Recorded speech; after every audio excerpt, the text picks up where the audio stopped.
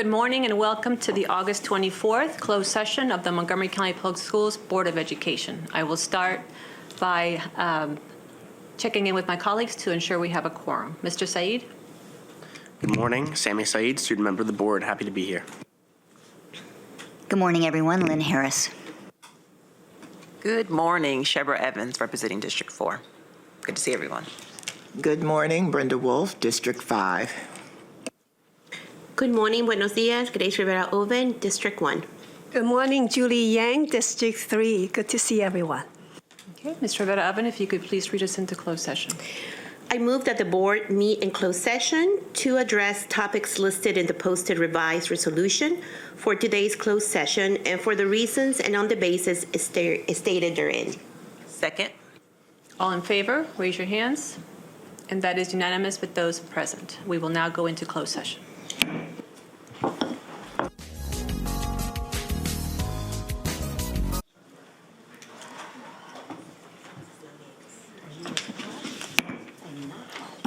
Good afternoon and welcome to our August 24th board business meeting. Welcome to our board members, MCPS staff, members of our community who are joining us here today, and those who are watching this meeting via live stream. Now let's begin the meeting by standing for the Pledge of Allegiance. I pledge allegiance to the flag of the United States of America and to the republic for which it stands, one nation, under God, indivisible, with liberty and justice for all.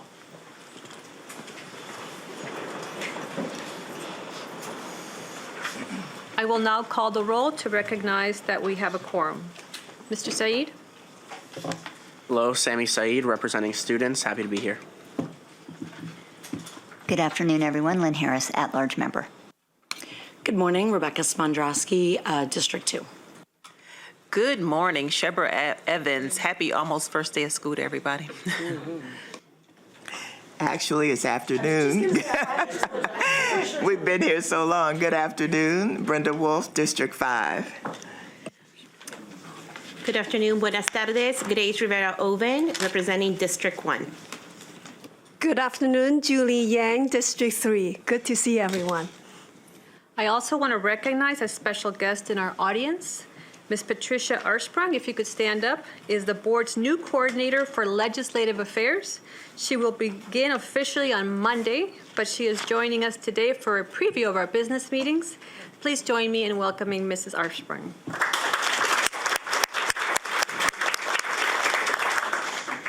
Now we can begin the meeting with the approval of the revised agenda. Move approval. Second. All in favor, raise your hands. And that's unanimous. Okay, we are moving to agenda item number 3, the Human Resources and Development Report. Dr. Mealing. Good afternoon. I move forward the monthly Human Resources and Development Report for approval. Move approval. Are you here to moving approval, so I guess I'll second it. I'm not sure that's how we do it, but. All in favor, raise your hands. And that is unanimous. Thank you. I have 2 death resolutions that I will share with you today. The death on July 7th, 2023 of Mr. James W. Funk, School Business Administrator for Montgomery Blair High School, has deeply saddened the staff, students, and members of the Board of Education. During the 17-plus years Mr. Funk worked for Montgomery County Public Schools, he skillfully managed Montgomery Blair High School's budget, accounting, finance, and operations. He created positive interpersonal relationships with students and staff to ensure a safe, creative, and nurturing learning environment. Mr. Funk was active in creating a sustainable culture of professional growth. He worked to support building service and cafeteria managers to ensure they had the resources necessary to perform their jobs. As a result of his efforts, staff was effectively trained in business processes and on school equipment. Now, therefore, be it resolved that the members of the Board of Education and the Superintendent of Schools express our sorrow at the death of Mr. Funk and extend our deepest sympathy to his family. Move approval. Second. All in favor, raise your hands. And that's unanimous. Thank you. The death on July 11th, 2023 of Mr. Isaiah Thomas, building service worker at Montgomery Village Middle School, has deeply saddened the staff, students, and members of the Board of Education. During the 4+ years Mr. Thomas worked for MCPS, he fully understood the valuable role he played in the success of students and staff by providing a clean and safe learning environment. Mr. Thomas was dedicated to fulfilling the responsibilities of his position and was successful in meeting the needs of the school and community. Mr. Thomas demonstrated his professionalism at all times. He was an effective communicator, an excellent team player, and was willing to help whenever needed. Mr. Thomas was very respectful of his colleagues, students, and staff. Now therefore be it resolved that the members of the Board of Education and the Superintendent of Schools express our sorrow at the death of Mr. Thomas and extend deepest sympathy to his family. Move approval. Second. All in favor, raise your hands. That's unanimous. Thank you. Today I bring forward 3 appointments to the Board of Education. And our first appointment is a recommending appointment for Ms. Janine G. Backey as Director for the Blueprint for Maryland's Future, Office of the Deputy Superintendent. Janine, you may stand. Joining her today are Roberta Holland, retired MCPS schools teacher, Marita Sherburne, retired MCPS principal, and Pinky Pomnon, MCPS fiscal specialist. Ms. Backey has more than 30 years of educational experience, 13.5 years of which are with MCPS as an instructional specialist, director, and most recently, implementation coordinator for the Blueprint for Maryland's Future. Ms. Backey looks forward to providing leadership in the development of an MCPS Blueprint Division team and in continuing to work closely with MCPS staff, stakeholders, and collaboratively with Montgomery County government colleagues to advance the work of the Blueprint for all of our students. Shout outs to her mother, Brenda Morgan Backey, sisters Aaliyah and Shoshana, and her family members who are watching online. Move approval. Second. All in favor, raise your hands. And that's unanimous.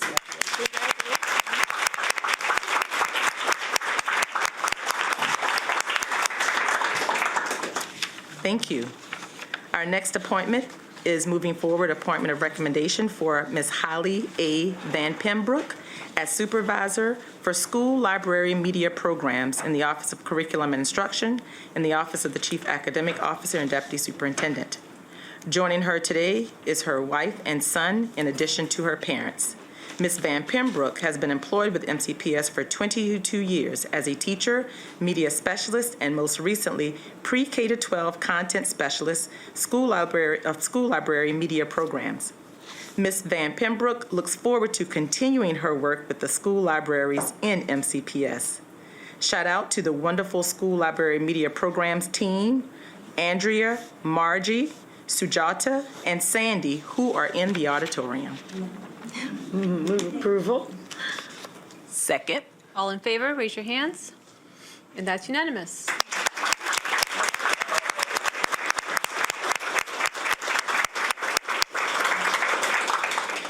Thank you. Our next recommended appointment is appointment of Mr. Jared Velasquez Guider as Supervisor in the Department of English Language Learners and Multilingual Education in the Office of Curriculum and Instruction and the Office of the Deputy Superintendent. Joining him today are his parents, William and Iris, and his cousin, Gasila. Mr. Jared Velasquez Guider has been employed with MCPS for 7 years as an English for Speakers of Other Languages teacher and most recently pre-K-12 content specialist for English for Speakers of Other Languages in the Department of English Learners and Multilingual Education. Mr. Velasquez Guider looks forward to continuing to serve and enrich learning environments that empower our linguistically gifted students to thrive academically and personally. Shout outs to his sister Veronica and family and friends watching virtually for their unwavering support and encouragement. A special shout out to his educator friends here and in Florida and leaders he worked with throughout the years, and of course the amazing team he currently works with for their words of encouragement and support. Move approval. Second. All in favor, raise your hands. That's unanimous.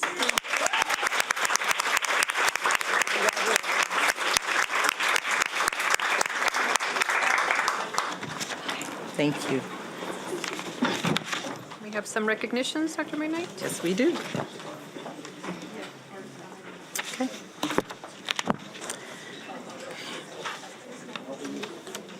Okay, we do have two recognitions that I'd like to share. The first being recognition of National Suicide Prevention Week. Montgomery County Public Schools is committed to the mental and emotional health of all students through instruction, prevention, and awareness. The American Association of Suicidology and the American Foundation for Suicide Prevention have designated September 10th through September 16th, 2023 as National Suicide Prevention Week, including World Suicide Prevention Day on September 10th. 2, educate and inform the public about suicide prevention and warning signs of suicide. Reduce stigma related to suicide. Encourage the pursuit of and normalize mental health treatment. To advocate for funding and research on suicide and suicide prevention. To develop innovative and effective treatments. And to emphasize the need to focus on suicide prevention every day of every year. The Centers for Disease Control and Prevention reports suicide continues to be the second leading cause of death in the United States among individuals between the ages of 10 and 14 years, and the third leading cause of death in the United States among individuals between the ages of 15 and 19 years, and in Maryland for individuals between the ages of 10 and 34. MCPS continues to support the use of the evidence-based Signs of Suicide Prevention Program in all secondary schools to raise awareness of and prevent suicide through education about resources and supports. MCPS places an importance on mental and emotional health as one of the cornerstones of the Be Well 365 Health and Wellness Initiative and throughout the implementation of a system-wide social-emotional lesson. Therefore, be it resolved that the MCPS Board, the Montgomery County Board of Education, and the Superintendent of Schools hereby proclaim September 10th through September 16th, 2023 as National Suicide Prevention Week in MCPS and recommend observance to all of our school communities. Move approval. Second. All in favor, raise your hands. That's unanimous with those present. Thank you. Our second recognition is recognizing Montgomery County Public Schools Educational Foundation, Incorporated Scholarship Award recipients. The MCPS Educational Foundation is committed to providing opportunities for students graduating from Montgomery County Public Schools by awarding scholarships to those seeking financial assistance to pursue post-secondary education. The Montgomery County Educational Foundation has demonstrated this commitment since 1999 by raising contributions from private sector donors and by partnering with Maryland delegates and senators representing Montgomery County to award need-based scholarships totaling more than $4 million to graduating seniors.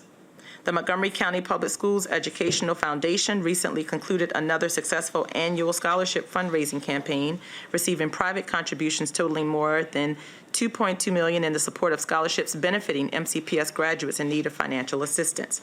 Therefore, be it resolved that the Board of Education congratulates the Montgomery County Public Schools Educational Foundation on another successful annual scholarship campaign. And on behalf of the Superintendent of Schools, students, staff, parents, and members of the Board of Education, we extend our congratulations to the class of 2023 MCPS Educational Foundation scholarship recipients named in the attachment. So I'd like to recognize all of the students who are scholarship recipients who are named in the attachment to this resolution. And there are many, and we are very, very proud of them. Move approval. Second. All in favor, raise your hands. And that's unanimous with those present. Thank you. That completes recognitions. Okay. Our next agenda item is public comments. Public comments is one of our opportunities to hear the views and receive the advice of community members.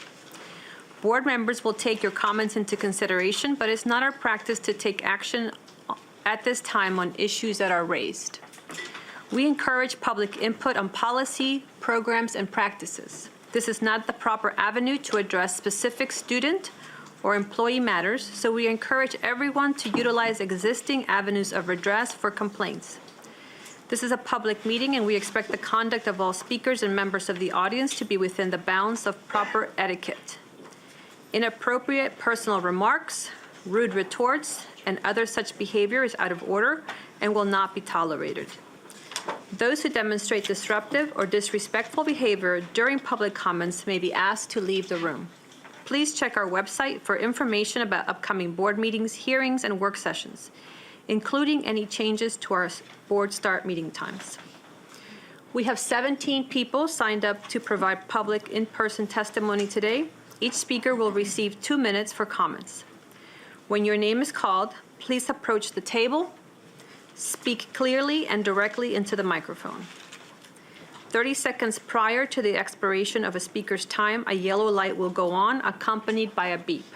Please push the flat button below the microphone to turn it on and begin speaking. Push the same button once more at the sound of the buzzer to turn it off. In addition to our in-person speakers today, we have 3 people signed up to provide video testimony. We will play these submissions once the in-person testimonies have concluded. Copies of testimonies can be found on board docs where they are posted with their other materials for this meeting. So if we could have our first 3 speakers please come forward. That's Jax Kobe, Leila Bityeki, and Saad Beg. Okay, give me 1 second. Okay, then we'll have Don Ayana-Kohan. Hello to Dr. McKnight and members of the MCPS Board of Education. Imagine this. A student at, say, Rocky Hill Middle School. They come out to their best friend and ask him not to tell anyone.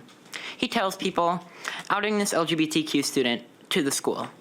This LGBTQ student starts to get bullied and harassed. They get shoved, berated, and belittled, called a faggot multiple times each day. Eventually, this imaginary student attempts suicide.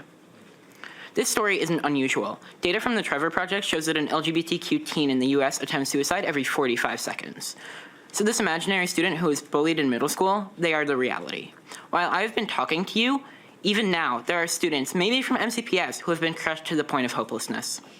And maybe it was bullying from, say, a student whose parent opted them out of diverse books, or maybe something else drove them to despair. But luckily for them, there's hope, because the MCPS Board of Education proclaimed recognition for Suicide Prevention Week. Let's be honest, the words of acknowledgement by you are ineffective at preventing suicide. So in addition to your declaration should be action. So here's what you can do. Promote mental health education, add gender-inclusive restrooms, add anonymous reporting systems, add pronouns into your introductions, peer support programs, promote inclusivity and acceptance, add inclusive curricula, and address microaggressions throughout our schools. One final thing. The imaginary student is actually me. I'm lucky to have survived, and I'm grateful to be here now. In sharing my story, I don't want your pity or your sympathy. I'm in a better mental state now. What I want to come from sharing my story is change. So with National Suicide Prevention Week coming up, I don't just want a proclamation, I want action. Thank you. Thank you. Leila Bityeki. Good afternoon, Board of Education. My name is Leila Bityeki, and I'm here representing the organization MSAD, or Maryland Students Against Drugs. I'm here today to talk about experiencing true fear at the last place I thought of, my high school. After all the talk about overdoses going around earlier this year, it took me a little more than 2 weeks to convince myself I'd be safe using a school bathroom. But the courage that I thought I had wasn't enough, because in reality, it took me 2 months to actually go and use my school restroom. When I talked about this with my peers, we connected on the fact that this fear wasn't one we thought we would ever be concerned with, let alone affected by. This was the damage that rising overdose caused in my community. Narcan is a life-saving medication that blocks the effects of narcotics, including fentanyl, in the brain, making it crucial for stopping opioid overdoses. Yet, up until this year, many MCPS residents, including myself, didn't know it was a thing. Some people hold the belief that Narcan condones using drugs in school. My question to those people is, does a fire extinguisher invite students to set things on fire? I want to commend the work MCPS has already been doing with this issue. I am aware about the policy change, which allows students to carry Narcan in schools, as well as distribution efforts and trainings. However, these resources must be sought out by the individual. Since Narcan has the potential to save lives, wouldn't it be better if all students had access to that information at a younger age, especially since the problem is now also affecting younger students? In my written testimony, I have included the links to the MSAD link tree, where you can learn more about what we are doing to bring Narcan education to schools, our petition on this issue, which gained more than 50 responses in just a few days, organizations and individuals alike, and a sample presentation that delves deeper into what we would like to implement into middle school health curriculum. Thank you for your time. Thank you. Ms. Ayana-Kohan. My name is Dawn Ayana Kohan. I'm the mother of 2 boys in MCPS, one of whom attends Farquhar Middle School. I'm here today to speak not only for myself, but for the countless staff and families you have wronged. My voice is their voice. So let's talk about the culture of distrust and fear that's been created within our school community. Parents don't trust you. Older, wiser students have figured out they can't trust you. And most importantly, the staff don't trust you, and they're afraid that if they speak out, they'll lose their jobs. No one should ever have to be afraid of their employer. It's the reason people here have always stayed silent or speak on the condition of anonymity. They're afraid of what might happen to them or their families. Can you even imagine that? That's the very definition of a hostile work environment. But the truly sad thing is this is nothing new. MCPS has been sweeping things under the rug and doing the central office shuffle for years. You've put your own self-interest and a perceived elitist reputation about protecting, supporting, and believing students and staff for decades. I've talked to current and former staff who have recounted incidents from as far back as the 70s. The corruption and cover-ups run deep. Most recently, this board knowingly promoted a man who sexually harassed, bullied, and intimidated staff at not one but several schools and who was inappropriate with students. There was a unanimous vote to put this man with questionable morals and a complete lack of boundaries in charge of a bigger school with more staff and one that's filled with high school girls. Your lackluster attempts at offering counseling only after this became public has left students and staff traumatized and afraid. No one believes anything that was said about this at the presser on Tuesday. You just added to the distrust. In fact, it's each of you that needs to be held accountable. You're complicit and you should be ashamed. What I do know about this situation is that people around here are finally starting to wake up, and I won't be sleeping until you're all held accountable and start doing right by the school community.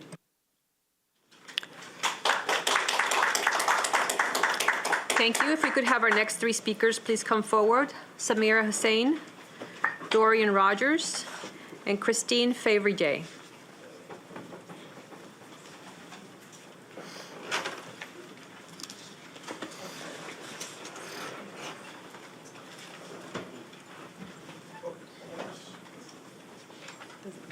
Doesn't matter.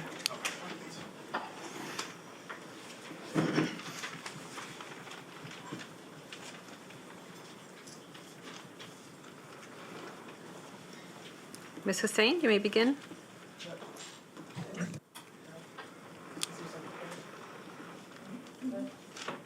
Ms. Hussain, you may begin. Yes, okay. Dr. McKnight, Ms. Silvestri, ladies and gentlemen, good afternoon. Assalamu alaikum, the audience. My name is Samira Hussain, and I am a parent of 4 MCPS graduates and a community advocate. As we are getting ready to new school year, many families have voiced their concerns regarding the children's safety and well-being in the schools. With the upcoming anniversary of the September 11 tragedy, this is a time more hate and violence arise, including physical and verbal assaults against our children, more specifically toward ones with the Muslim faith. I must ask, what strategies are being implemented to protect Muslim, Arab, and Middle Eastern students?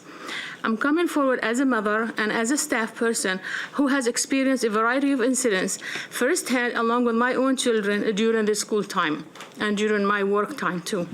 Unfortunately, there are many Muslim and Arab students who do not feel comfortable disclosing their backgrounds and identities out of fear of being excluded and discriminated against. How are we prepared to prevent our students from being bullied and physically abused by their peers? What other measures can we take to prevent these incidents from occurring time and time again? Family engagement is a support, and support is a critical component to student success. I also believe that maintaining proper communication is essential in rebuilding trust, keeping students safe, and ensuring that all are on the same page. Having a committee that focuses on diversity, equity, and inclusion is a great start. We need to hone in the areas that we all allow our students to feel comfortable enough to advocate for themselves, their peers, and their colleagues. Thank you. Thank you. Dorian Rogers.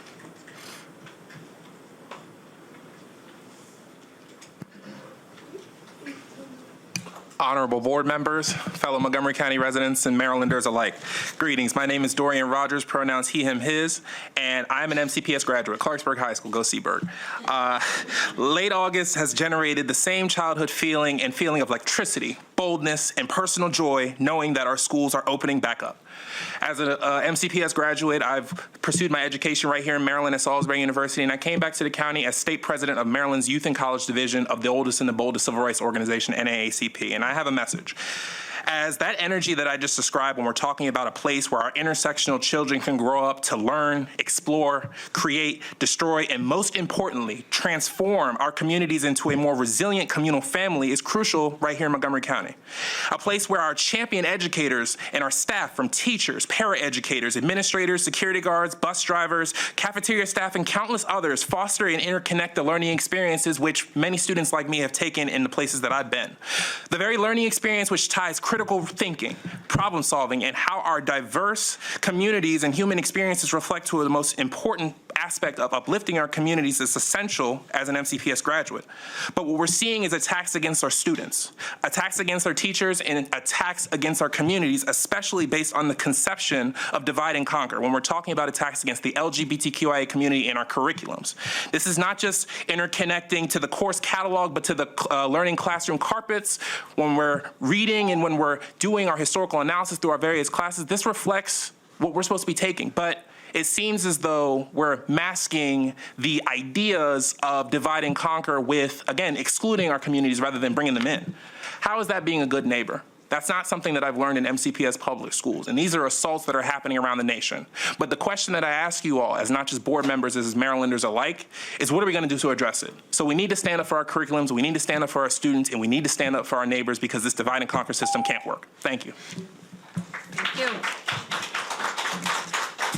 Christine Favrier. Good afternoon, everyone. My name is Christine Favre. I am a special education teacher in the homeschool model at Roscoe Nix Elementary, a primary school with an innovative school calendar. We, the professionals and supporting staff, took an informal survey last year, and over 64% of us agree that we would like to return to the traditional school calendar with the ELO SEAL programs. In the ISY calendar, I have observed that students with IEPs do not have time for improvement of skills similar to the ESY or ELO SEAL programs. In general, students with IEPs can benefit from the remedial support before the start of this new school year. Social emotional growth at this age is extremely important. Students need a mental break to recharge because it affects their ability to absorb and process new information. The benchmark and Eureka curriculum starts on day one. During the 25 days of instruction in the summer, the IP team collects data on students who do not make progress in the homeschool model. When that data is presented in IP meetings as evidence for additional support or change of placement in the special the special ed department does not consider it as sufficient. Instead, we're advised to continue to track student data until the end of the first marking period. Our students are significantly missing out on the support that they need for progress. So why can't this ISY data be considered when tracking student progress? The high demands of special education and the ISY calendar have led to high employee turnover rates. The homeschool model was understaffed for the last 4 years. There have been high turnover rates for our autism and CAP paraprofessional staff who directly support our students. The staff burnout and high turnover affects our students' growth and achievement. Thank you for your time and consideration. Thank you. If we could have our next three speakers please come forward. Mark Hale, Lee Blinder, and Doug Hill.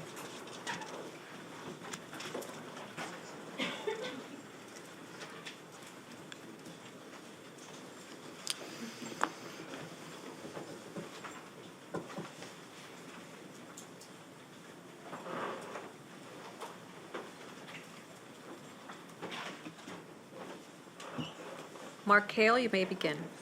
Okay.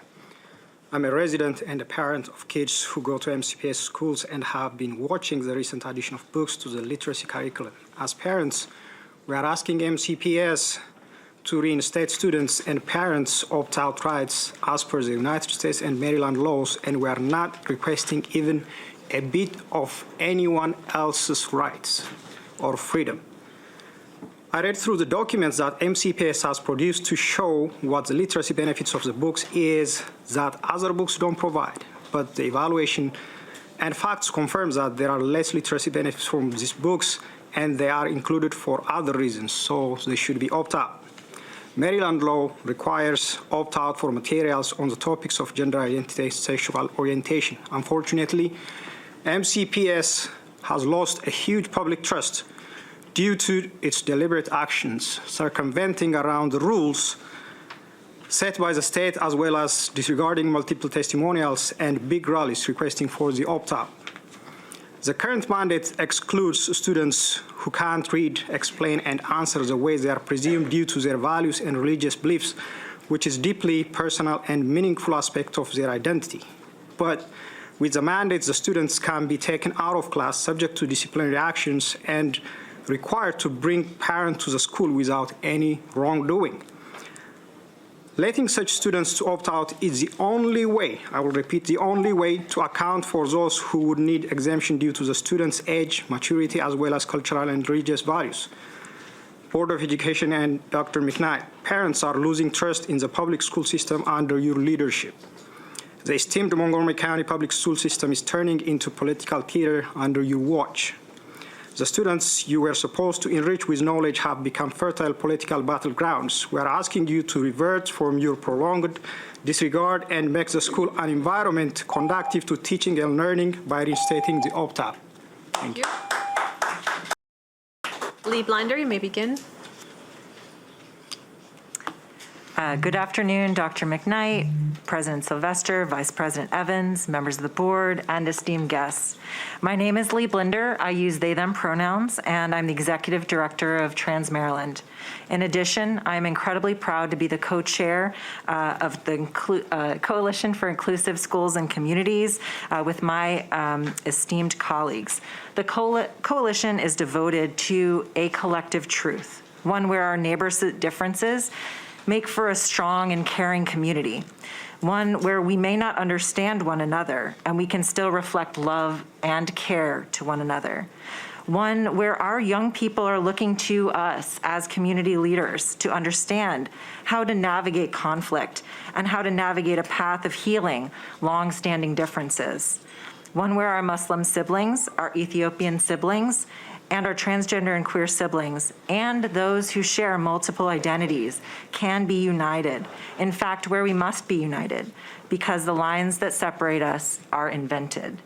Because we know that there is fear, because we know that there is misunderstanding, and because we know that the way forward is through love. Love envisions a future where no Muslim or Ethiopian student is bullied in school. Love envisions a future where openly LGBTQIA+ teachers, students, families, and guardians are embraced as an integral part of our society. What are the building blocks for a thriving community? How do we heal after harsh words and misunderstanding? Let us see our neighbors' differences as the strength of our community, a source of joy, and a way forward for our school system, our county, and our country at a key time. When we do not dialogue directly, it is more challenging to find our similarities, the places where our lives can appear identical. We're all here today because we care deeply about our youth, and our youth are watching. Thank you. Thank you. Doug Hill, you may begin. My name is Doug Hill, a long-term resident of Montgomery County and a parent of 2 graduates of MCPS. And I'm here to support your decision not to allow opt-out. During the time when my children were in school, I housed several of their friends who were kicked out of their home for a variety of reasons, and unfortunately one of which disappeared, and we still to this day do not know what happened to them. In the process of creating an opt-out mechanism, you're allowing those individuals who think they're exercising their religious beliefs to create further criticism of those individuals. Mechanically, how does it happen? Where does an opt-out kid go when they're opting out? Do they sit in detention or a separate room? Do they have to leave school? Do they not go to school that day? The mechanics of that do nothing more than target them. When I was in school myself, there was one young man who didn't stand for the Pledge of Allegiance. I asked him why. He wouldn't talk about it. I found out later it's because he was a Jehovah's Witness, and they don't believe that you should say the Pledge of Allegiance because you're pledging to something greater than God.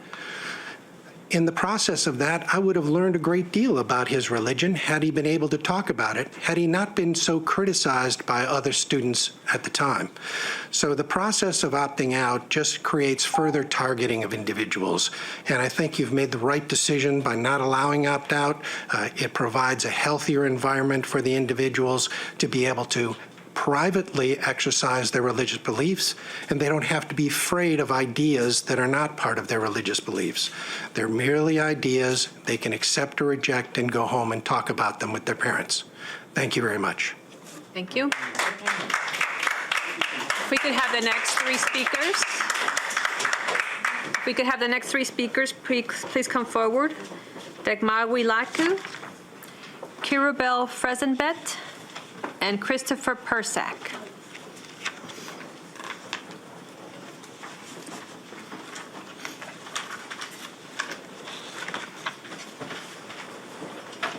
Dagmagwi Laku, you may begin. Hello, thank you for having me. As a parent of two girls attending MCPS schools, I'm truly saddened to witness the unequal treatment of children within the public school system, funded by the tax dollars for every resident. This system is supposed to value and protect each child and remain impartial. We've seen the opposite right here in this chamber in front of all of you. One student is called an animal, likened to a parent, while another is praised as a hero by a board member who clearly misunderstands the concepts of impartiality and equality. When this occurred, all of you should have expressed your concerns, held that member accountable, and removed that member from the board. It is as if we have magically time traveled from an era when one human being in this country was considered 3/5 of a human being, and to an era where one non-LGBTQ child seems to be valued 1,000 times less than an LGBTQ child. We're witnessing this biased and unfair treatment unfold right before our eyes, not in hidden sight, not behind curtains. We're witnessing this not only in this action from one board member, but with the addition of books to the English language and arts literacy curriculum as a mandatory reading material for the sole purpose of dismantling the current social order and heteronormativity by labeling it as oppressive. You might think these are baseless accusations, but the exact language comes from the source documents outlining the evaluation criteria for including LGBTQ-related books.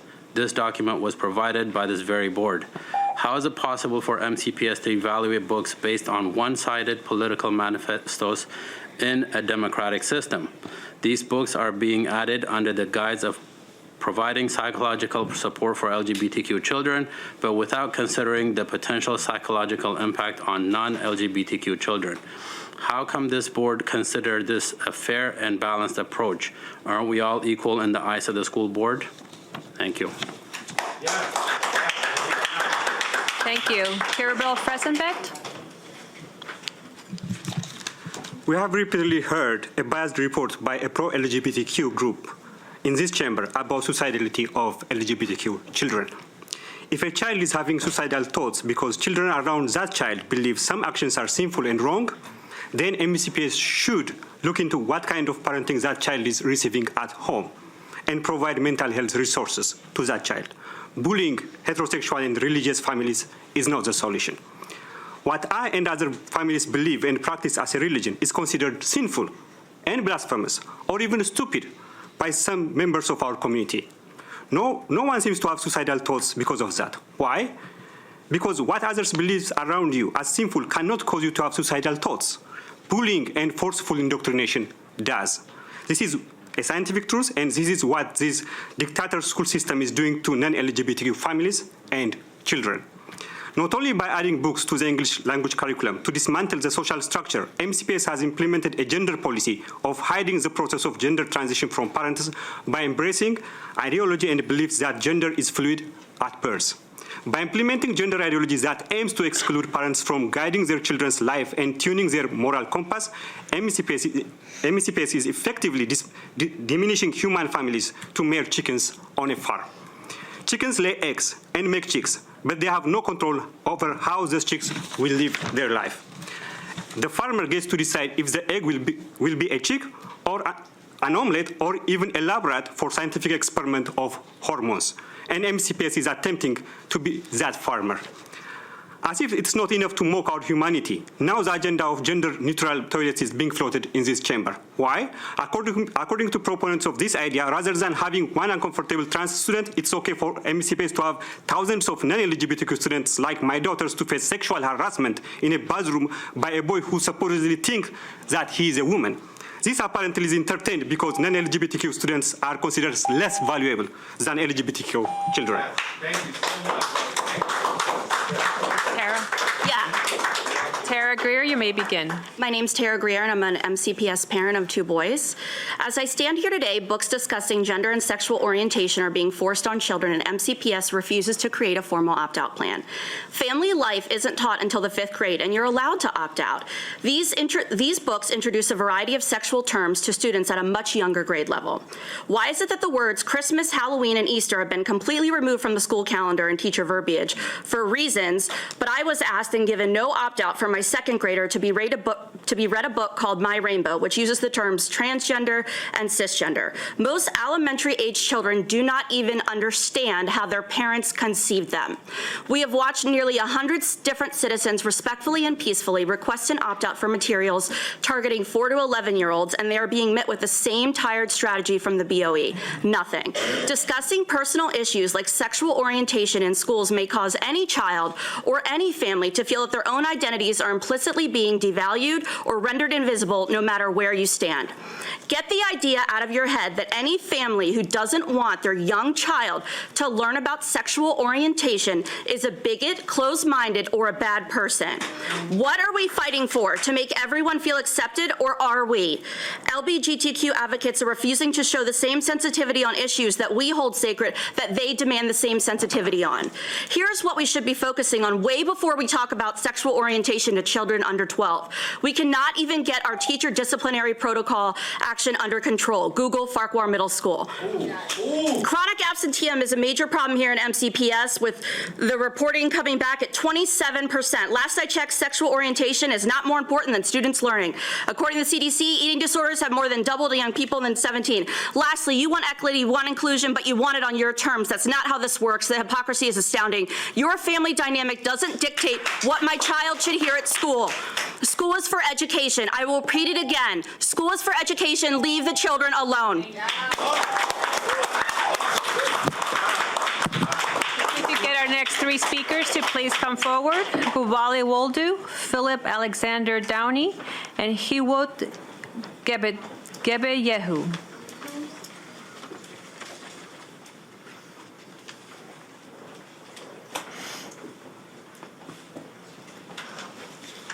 Gubali Woldu, you may begin. Good afternoon, everyone. My name is Walinde, father of 2. I have a grave concern the way MCPS communicates with parents regarding the recent addition of books that promote LGBT identity to school children. MCPS keep insisting that since those books are added to the English language, arts, and literacy curriculum, parents have no right to opt out of those instructional materials. Maryland law gives parents the right to opt out of materials about sexuality in the comprehensive health curriculum. It allows students to opt out of such instructional materials, not because Maryland believes that instruction is not necessary to teach kids about sexuality, or because it believes its own school system teaches something bad of the children.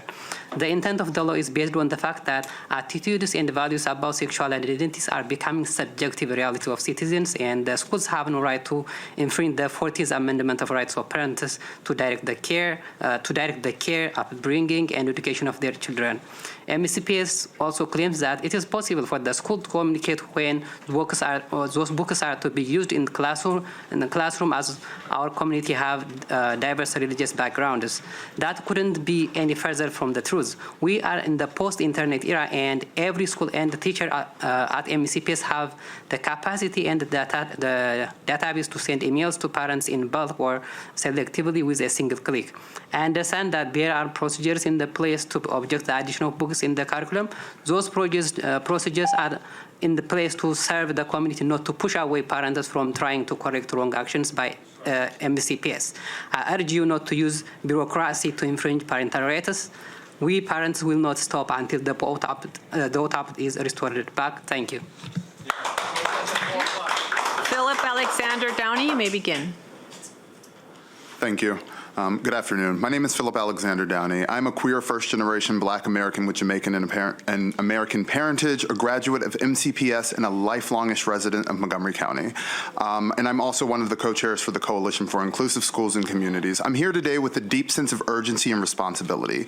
We are here to discuss a crisis that affects not only LGBTQIA+ youth, but all students, our future generation, in the heart of our society. In March of 2023, the CDC released the Youth Risk Behavior Survey that found in 2021 a staggering 69% of queer youth reported feeling persistently sad and hopeless compared to 35% of heterosexual youth. The pandemic only exacerbated this crisis, with queer high school students being 4 times more likely to attempt suicide than their heterosexual peers.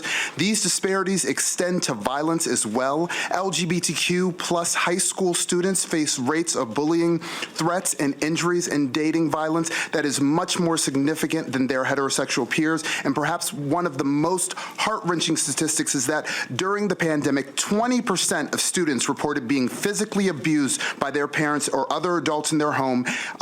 This is double the rate of their heterosexual peers at only 10%. The statistics are stark and undeniable. They paint a grim picture of the struggles that LGBTQIA+ youth face in our schools and communities, a crisis of mental health, violence, bullying, and despair, a crisis that we cannot ignore. These statistics are not just numbers on a page. They represent the lived experiences of countless young people who are suffering, struggling, and feeling isolated. It is our moral duty to continue to take action and stand firm in inclusion. We know that when schools implement LGBTQIA+ supportive policies, inclusive text, and practices, all students benefit. They experience better health outcomes, both mentally and physically. They feel safer, more included, and more valued. By creating truly inclusive schools where every student is respected, where their identities are celebrated, and where they can learn without fear, we not only prevent suicide in LGBTQIA youth. Thank you for your time.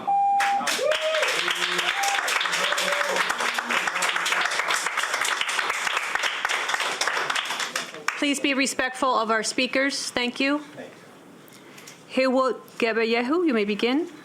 Hi, everybody. My name is Hewat. I have 3 kids in the school system, and I'm going to start my testimony. And the last meeting that occurred on July 20th, you went at length about how this new curriculum have in place came to be. As part of it was mentioned that parents were surveyed to gauge inclusivity of the new curriculum.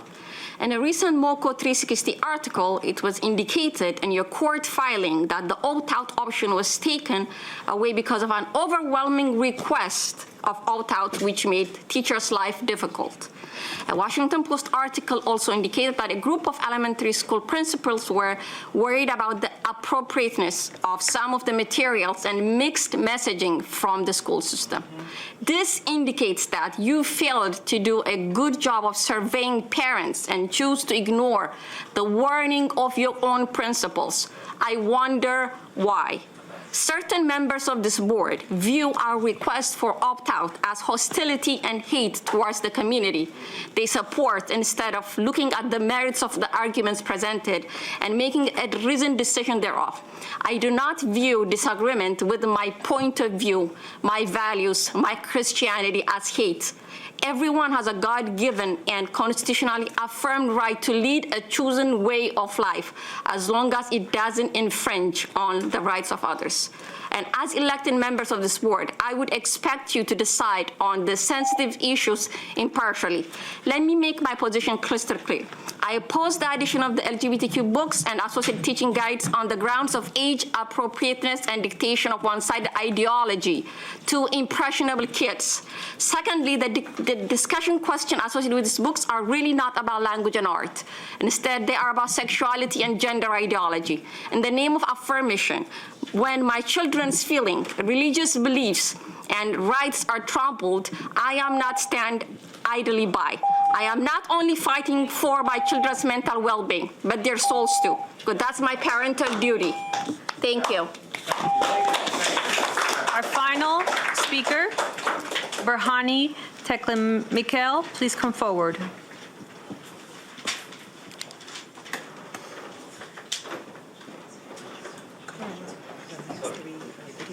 He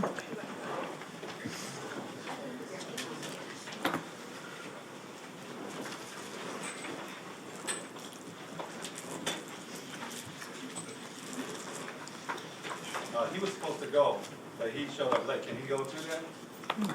I'm sorry, I'm going to proceed with my list here. You may begin.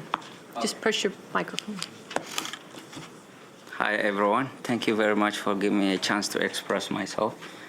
MCPS is taken based on one-sided gender ideology. MCPS is practically shaping two distinct generations. One that thinks it's acceptable to bend rules when enough power is amassed, and another that sees government institutions as oppressive in titles, united only in their mistrust of such an institution.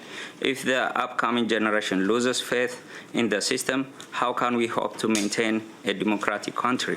Is that a legacy you aim to leave? If any hint of imagination or willingness to learn or an interest in history remains with this Board of Education, please consider how it feels to strip someone of their humanity and reduce them to mere animals. Look to history to understand how people react. When the state takes away their rights and livelihoods, children are after all the most precious thing in human being can ever have. If they make injustice to become the law, then struggle will become a duty. Believe me, tension in a community always leads to a bad thing to a country.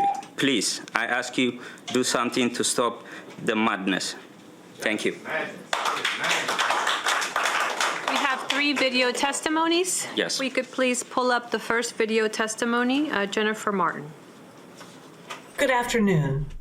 MCEA is gravely disappointed by MCPS's handling of sexual harassment claims made by our members, and we are disturbed by the way you have chosen to run a renewed investigation. We will not tolerate a work culture that silences victims while rewarding perpetrators, nor will we accept a hasty review by an anti-worker law firm as an appropriate investigation. Our members displayed extraordinary courage in reporting to MCPS the abuse they were facing, but you so far have failed us. It is dismaying that it took media attention for MCPS to suddenly recognize and address this harm to educators, students, and our community. MCPS is, as I record this message, still intent on conducting a second investigation of sexual harassment complaints using a firm that specializes in protecting management from such claims, not in ensuring safe working conditions for employees. This approach suggests that MCPS is looking for cover rather than seeking the truth. We urge you to remove this law firm from the investigation. Failure to have a truly independent investigation harms morale of employees across the system and tarnishes MCPS's reputation as an employer for those considering a career in education.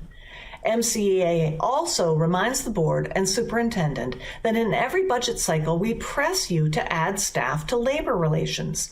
There are currently only 2 investigators in the compliance office to handle all bullying and harassment complaints. Extended delays in addressing those complaints are routine. A new school year offers an opportunity for the board to make a fresh start to restore employees' and families' faith in the school system. We call for a truly independent investigation and for MCPS to work with us on reforming your policies and practices so that this never happens again. Our next video, we will hear from Iman Kota. Please play the video. Hello, I'm Iman Kota, a Rockville author with kids at Rockville and Loiterman. Thank you for letting me speak in support of MCPS's LGBTQ inclusive curriculum and tell you why I believe all students benefit and should participate. Before the pandemic, I used to throw an annual international breakfast party where guests shared favorite morning foods from around the world. Friends and neighbors tell me it was their favorite party every year, and I think I know why. International breakfast encapsulated what we all love about Montgomery County: families of all backgrounds and compositions live here because they want to raise their kids in a safe, supportive, inclusive place. MCPS's inclusion of LGBTQ texts in its K through 12 reading and language arts curriculum is in the same spirit. By encountering these literary texts in the classroom from kindergarten up, our kids will learn to analyze and respond to works representing a mosaic of experiences and histories. As a Muslim mom, I want my kids and their friends and classmates to engage with a wide range of books that prepare them for the diverse America of the future. I'm especially excited that as juniors, my kids may be assigned the book approved for 11th grade, The Henna Wars. This award-winning book is by a queer Muslim Bangladeshi Irish author, and I loved it. I urge the board and superintendent to fully back the inclusive curriculum and ensure all MCPS students, from the youngest to the oldest, get to read these well-chosen books alongside their peers. No exceptions. Thank you. Our next video testimony comes from Hisham Gardi. Please play the video. Good afternoon, Dr. McKnight, members of the board. My name is Hisham Gardi, and I'm the current outreach director for the Montgomery County Muslim Council. I submit this video testimony today on behalf of the thousands of families that have been rallying at the doors of your offices for the past few weeks, few months, asking for the reinstatement of the opt-out. These are some of the few points that they would like to raise to your attention. Number one, the process by which this whole ordeal has been handled by MCPS has been chaotic at best, non-transparent and misleading at worst. This is frankly not acceptable. Number two, there has been a definite lack of inclusion through it all. You failed to include all different perspectives when it came to the introduction of these highly controversial texts that you've also chosen to hide in a literacy curriculum. Number three, there have been many contradictory statements made by your central office, Dr. McKnight, including yourself, but specifically Ms. Nikki Hazel, when she stated disruption because of number of opt-outs to MOCO's 360 as a reason behind the rescinding of said opt-out. When both her and Dr. Pugh had clearly told me and Dr. Chaudhary of CARE, Maryland, that they decided to rescind, and this is a quote, the existing opt-out option when a few members of the LGBTQ community complained because they were offended and some of their children had their feelings hurt when a few of the children started leaving the classroom at the introduction of these texts, end of quote.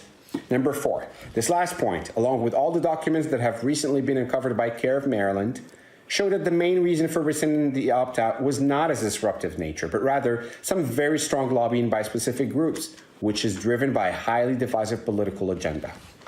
Dr. McKnight, the result of all this is that your strategy has been extremely counter-effective. Rather than making it safe for all children to be in the school and feel included, it has pitted some minorities against one another and now has created a very divisive atmosphere at the school for many children, children of faith, of colored immigrants, as well as of the LGBTQ community. For all these reasons, we strongly urge you all to either reinstate the opt-out effective next week or pause this whole program and stop teaching those texts until you bring all concerned parties to the table so that they can help find a solution that would be accepted by all. Thank you. Yes, thank you. This will conclude our public comments. The next business meeting of the Board of Education for public comment is September 7th, 2023. Sign-ups for public comment will open on Wednesday, August 30th, 2023 at 6 p.m. In addition to the online sign-ups for public comment, we allow for in-person, same-day sign-ups when space allows. Unallocated slots may be filled on a first-come, first-served basis on the day of the meeting. In order to sign up in person, please arrive 15 to 20 minutes before the start of the open session and sign the form. In-person signups will close 15 minutes before public comment begins or when all slots are filled. I will now turn to my colleagues to see if there's any questions or comments. Mr. Said. Yeah, I just want to, speak on, a few of the testimonies. I think a big one was, our first testimony that actions speak louder than words in regards to mental health support. I 100% agree with this. We can always talk about, suicide prevention. We can always talk about these things, but we also need to make sure that with every, one of the things we say that action follows. And I think we're doing a good job in the sector of mental health, and I think we're putting a lot of resources. And I just want to reiterate that we need targeted mental health support for students, and that just needs to continue. So I just want to acknowledge that. And then I also want to acknowledge the testimony about, drug use. That's definitely a really big thing, and I think the big thing that was mentioned in that testimony was about the health curriculum and about specifically within that, the curriculum around drug use. I've had a lot of conversations with students, and almost every single one that I've heard says it really needs to be almost completely overhauled. It's outdated. It's not in touch with students. And when we talk about drug use, if we want an effective curriculum, it has to be discussion-based, it has to be direct, and it has to be adapted to these times. And so I think we need to be hearing a lot more student input on that. And I think organizations, like Maryland Students Against Drugs, these are organizations that are fantastic and need to continue to be supported.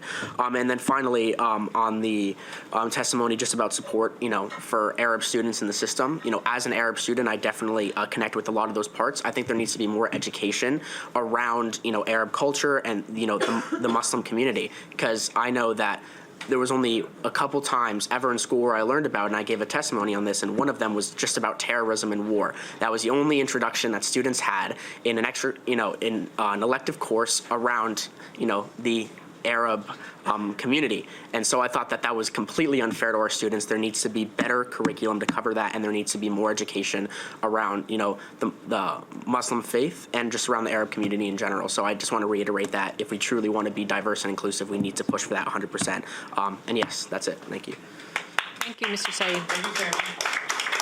Okay, seeing no other lights on, we're going to move on to our next item for in our agenda. This is our readiness for school oral discussion. School starting on Monday. I know I still have to go to back to school shopping this weekend. I'm very much looking forward to it. So we are delighted to hear this presentation. I pass it on to Dr. McKnight.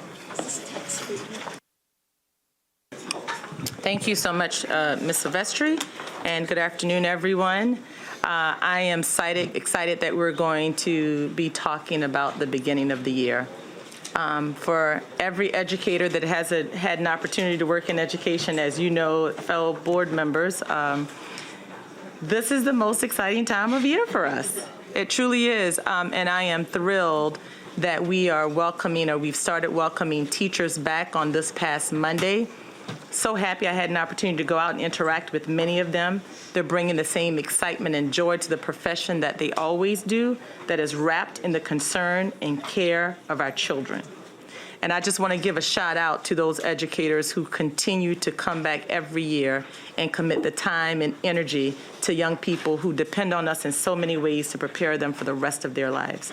And so the visits this week have been amazing. I gotta call out a few of our schools. I know we had, and I know that there were many more who did this, but just to mention Flower Valley Elementary School, they did a community bus ride out into their community. And when I visited this week, we spent time talking about opening of the year, but our conversation could not stop around the momentum they felt going out into the community and meeting their families there before students came in. I heard that students were fiercely riding their bikes down hills to meet the buses. They were drawing pictures of lightning bugs within their driveway with chalk. All of those things that basically said, we welcome you to our community. They're a part of the same community already, but you know how it is when you have your teacher or your principal and staff come to your neighborhood, your street, to your house. And I want to thank those educators for doing that, because for many students who are filled with anxiety on the first day of school, wondering, who's my teacher? Is it going to be the one that my older sibling told me about? Is it going to be, who's my principal? All of those pieces. The fact that the staff went out to the community to welcome them before the first day. When we talk about social emotional wellness and knowing the anxiety of what students experience on the first day, they were able to, I'm sure, make many have a sigh of relief before they walk into that school on the first day. That's just one example of many of the lengths that our educators go to just take care of our children. And so, why we always have to work through challenges and different situations to figure out the right way to do it, it's at the heart of everybody trying to do their best. And so this year we open up with the commitment that we're going to work hard to do our best because that is what our children and our families and our staff deserve.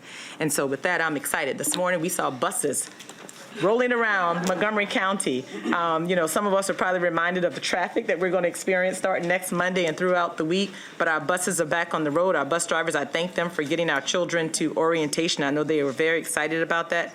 But we're bringing back over 160,000 students, over 25,000 staff, and families who are going to be a part of this, who are going to come out to those bus stops and walk their children out and just be excited about them starting a new year. So I want to thank our staff, our principals, our teachers, everybody who contributes to building the environment that's going to be the right environment for our children to thrive and to learn in. So today, we're going to talk about some of the preparation that we've done to open up the school year. There were many things that we learned last year that were at the top of our minds for beginning school this year. You all know we experienced it together as a community, buses. We're excited, Madam President Silvestri at the press conference to say we are fully staffed with transportation. Yes, that was really hard last year. I won't ever talk about or shy away from talking about our challenges. That was a big challenge. So much so I remember asking our community members, please go and stand out at the bus stops if you see children waiting so that they're not waiting alone, to help support us. I encouraged and asked families if they knew each other, if they could help carpool. And this community pulled together and everybody did their part. And we saw that and acknowledged it. So that's why in the middle of October, November last year, we were thinking of everything we needed to do to make sure we were not starting this year in that way. And this year, you know what? We will learn some things that will make us better even the next year. And so that growth mindset is how we've approached opening of schools this year, and we will always approach our work. And I just want to thank you, the Board of Education, for, acknowledging those were challenges and giving us good ideas and thoughts and things to consider and direction that helped us take those things into consideration to have a more successful opening of the year this year.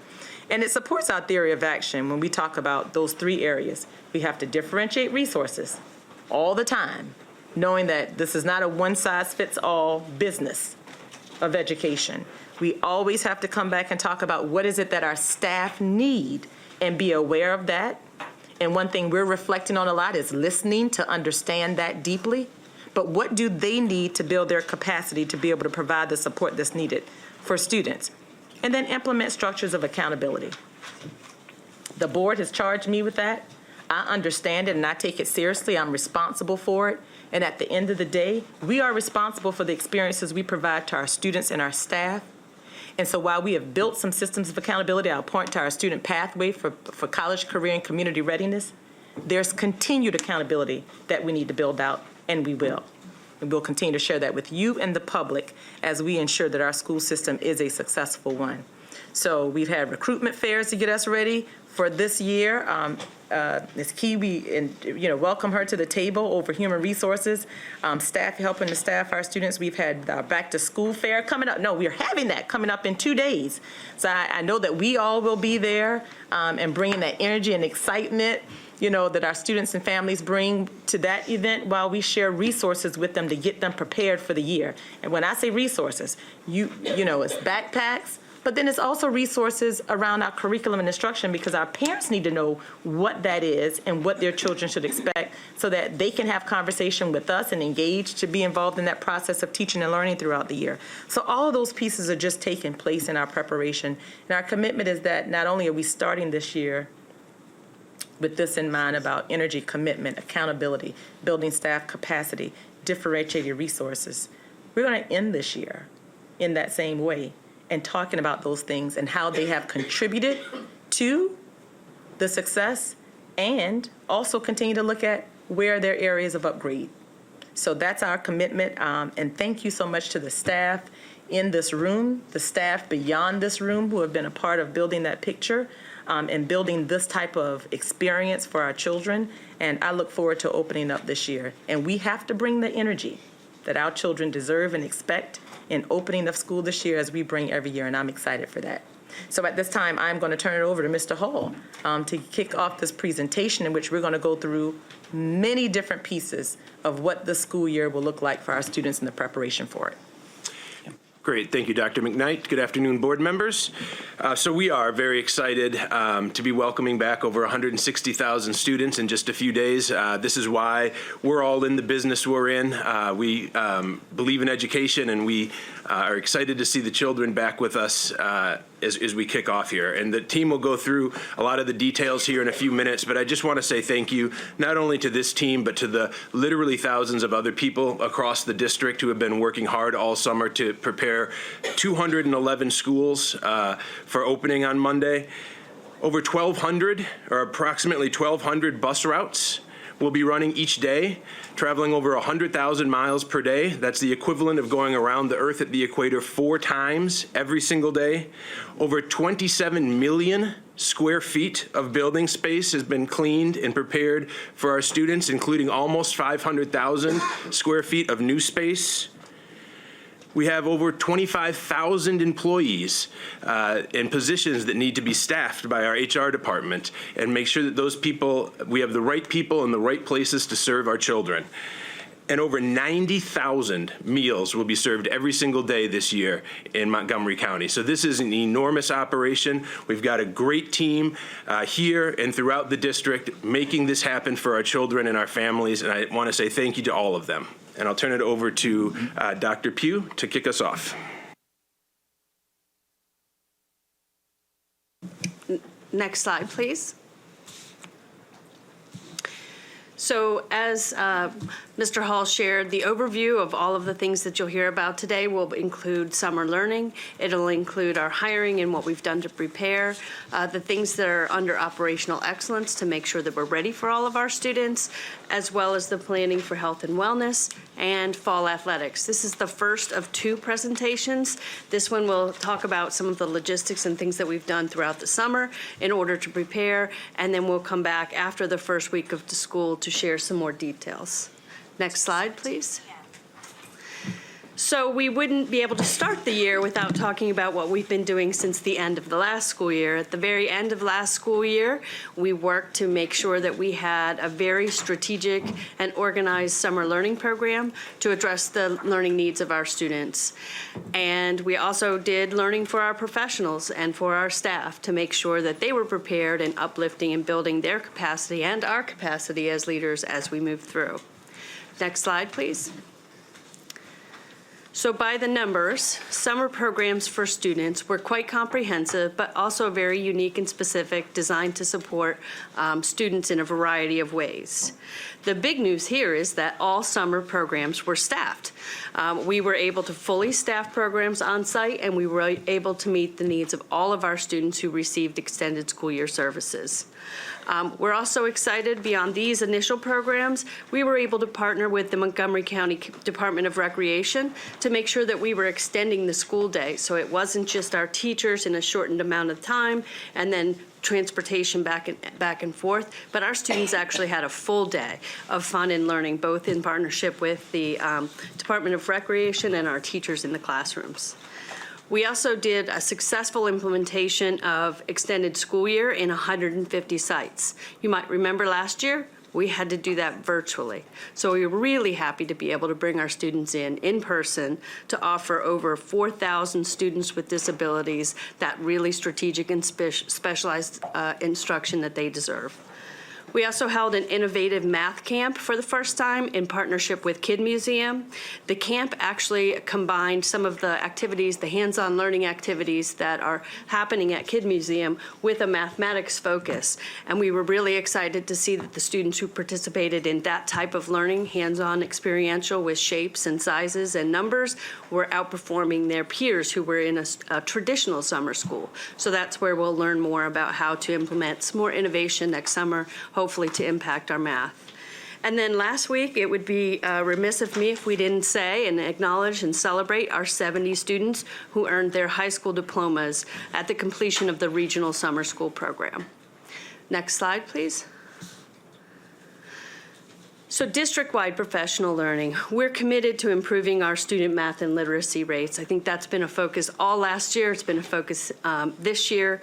And the graph here shows the feedback that we've received from our staff about the quality of our content and the the potential impact on their future teaching. And what is noticeable here is that it is more favorable than that of last year, and last year was more favorable than the year before. So with that in mind, we keep learning from our staff about what's working and what's not. As of August 21st, 8,937 staff completed professional learning, over 82,903 hours of learning, which is really, when you work out the math, it's about 2 courses per person. One of the largest learning experiences at a significant investment was the English language arts curriculum, learning that happened with our K-5 teachers. And that was a 12-hour training that occurred, and over 3,135 K-5 teachers were trained. We also prepared professional learning working with school leadership teams, working with the instructional leadership teams, those people who support the teachers in the school, as well as the administration, about strategies for working with emerging multilingual learners in a general education setting, including the administration. They trained 1,882 people, and 147 elementary administrators participated with their teams. Secondary training was also provided. It would also be important to notice that there were 27 learning sessions related to a variety of special education topics. This whole idea of preparing our teachers to teach in a differentiated way, specially designed for their students, was a focus for the summer. They had learning topics like using assistive technology, Tier 3 interventions, what specially designed instruction is, and then nonviolent crisis intervention. That school administrators were also provided the same type of training along those same lines, and over 1,000 administrators participated. So I would say they've been busy over the summer preparing so that they can hone their skills and best meet the needs of the students as the students return to us. And with that, next slide, please. Good afternoon. I'm excited to share I'm excited to share about our professional learning for school administrators that took place on August 16th and 18th. We brought together all of the administrative teams so that they could further their professional learning. It was a proactive approach to continue to build around school safety, security, and well-being. The selection of the content was grounded in data, and we used what we learned this school year to create learning and design sessions that would address the topics that were most important to our school leaders. The sessions were designed so our school leaders could hear directly from the experts around suspension and expulsion, bullying and investigations, hate bias, school safety, and we also provided tabletop scenarios that were multifaceted and allowed for the administrative teams to really sit and work through them. All of the scenarios were things that actually occurred in our schools this past year, and we wanted to make sure that they had an opportunity to engage around those scenarios. So we were excited about that. This is one of 4 sessions that we will be offering to the administrative teams at our schools to ensure that we are keeping up with what we're seeing and that we're providing that opportunity for them to use one another as resources, but more importantly, to be in space with our central office leaders as they grapple with these changing scenarios that we're seeing in schools around these areas. So at this time, I'm going to go ahead and turn it over to my colleague, April Key. Next slide, please. One more, please. Good afternoon, Dr. McKnight, Ms. Silvestri, members of the board. I come before you today celebrating the extraordinary efforts of our talent acquisition team. As of this morning, that number is incorrect. I'm sorry that the number is up there. We are 99.03% filled with classroom teachers. We are so excited. We have 139 full-time teacher vacancies and 50 part-time teacher vacancies at this time.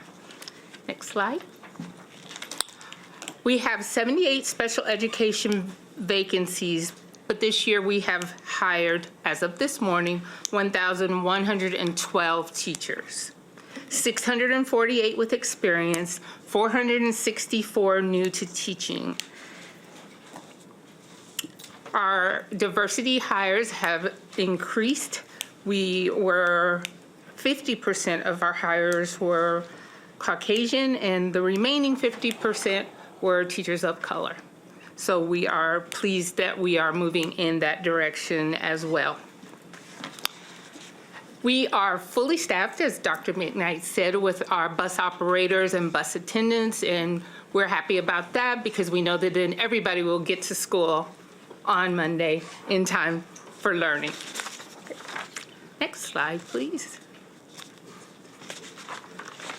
So this is about our administrative hires. This year, this hiring season, we've hired 20 principals, 50 assistant principals, and 14 assistant school administrators. Of those totals, 36 have been African American, 13 have been Hispanic, 3 have been Asian, and 32 white. Principals, got 1 from out of state, actually out of country, and we got 7 assistant principals that came from out of state as well. We are moving in the direction of trying to be fully staffed early, hopefully in October. Any questions?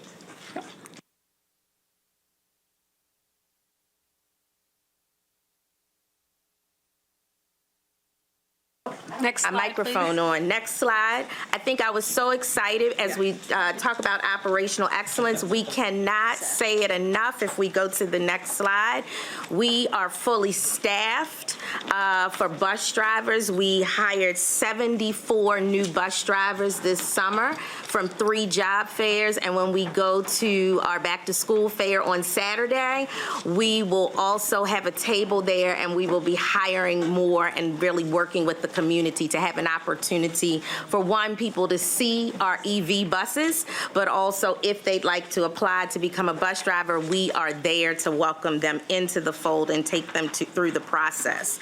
So I'm very happy to report overall we have 1,235 bus operators and 610 attendants this year, which is great. Mr. Hall talked about the number of routes, the number of buses that we run, and we are very happy to be able to do that. Our fleet continues to sit at about 86 of our electric vehicles. We will be welcoming more vehicles in this year so that we get to about 100 by the end of the year. We are still caught in a supply chain issue in terms of the delivery. We wanted to have more at the start of the school year, and they will be trickling in slowly. And as they come in, we will disperse them throughout the county so all students will have that opportunity to be on those buses. All of our bus routes have been shared with our families. One of the things that we did differently this year that was big was that when we sent the information out, we translated not the bus routes, but the actual information about what parents and families were receiving in multiple languages so that people would have that and know what that information said to them. So we shared it with principals, we put it on the website, and we're making ourselves available throughout back to school night as well as the welcome back fairs that are coming up.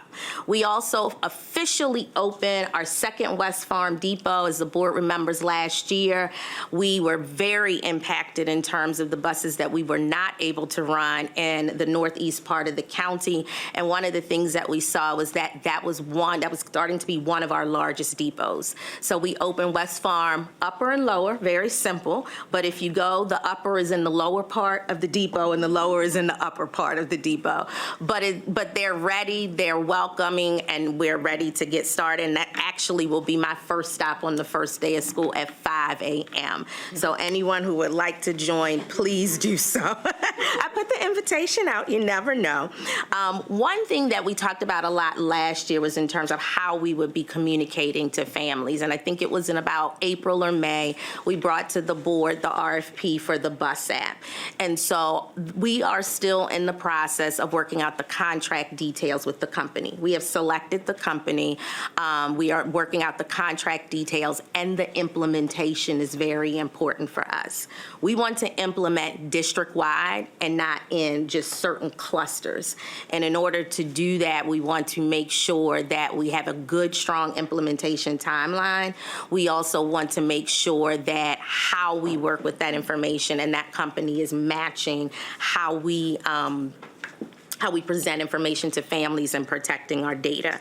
So we are looking at release of the bus app probably around December of this year, because it will not only be for students and families to use, but our depots will be using it and our schools will be able to use it as well. Next slide. I continue to be excited. We talk about the bus being the first classroom for students. The largest classroom for students is lunch and cafeteria. And so we look at it from that perspective, and Mr. Hall shared with you the number of meals that we serve, but there are three big exciting things this year for food and nutrition services. One, we welcome our new director, Liz Leach, and thank you for joining MCPS. We are so excited about what you bring to the table, and how she will really look at understanding the needs of what students are looking for with meals, and being able to highlight how we bring forward the diversity of our system through what we offer through meals. The second component is we have increased meal access this year, free meal access, by leveraging some USDA programs. One, our MMFA, our whole school breakfast program, we've increased from 89 to 117 schools for the year. The second component, which is a new program, is the Community Eligibility Provision, which is, you may have heard it called CEP, provides free breakfast and lunch for students, and we're going to do that in 59 schools this year. And so we're really happy to be able to do that as we expand those programs and really look at opportunities. And we talked about this last year in terms of decreasing that food insecurity that's there. And then the third component on the right-hand side, we have some new menu options that were selected by children last year at the Taste for MCPS. So what you see are what children selected for us in terms of the options that include meat options as well as meatless options. I always say the chicken wrong, but those chicken options are the vegetarian options that we'll be bringing forward.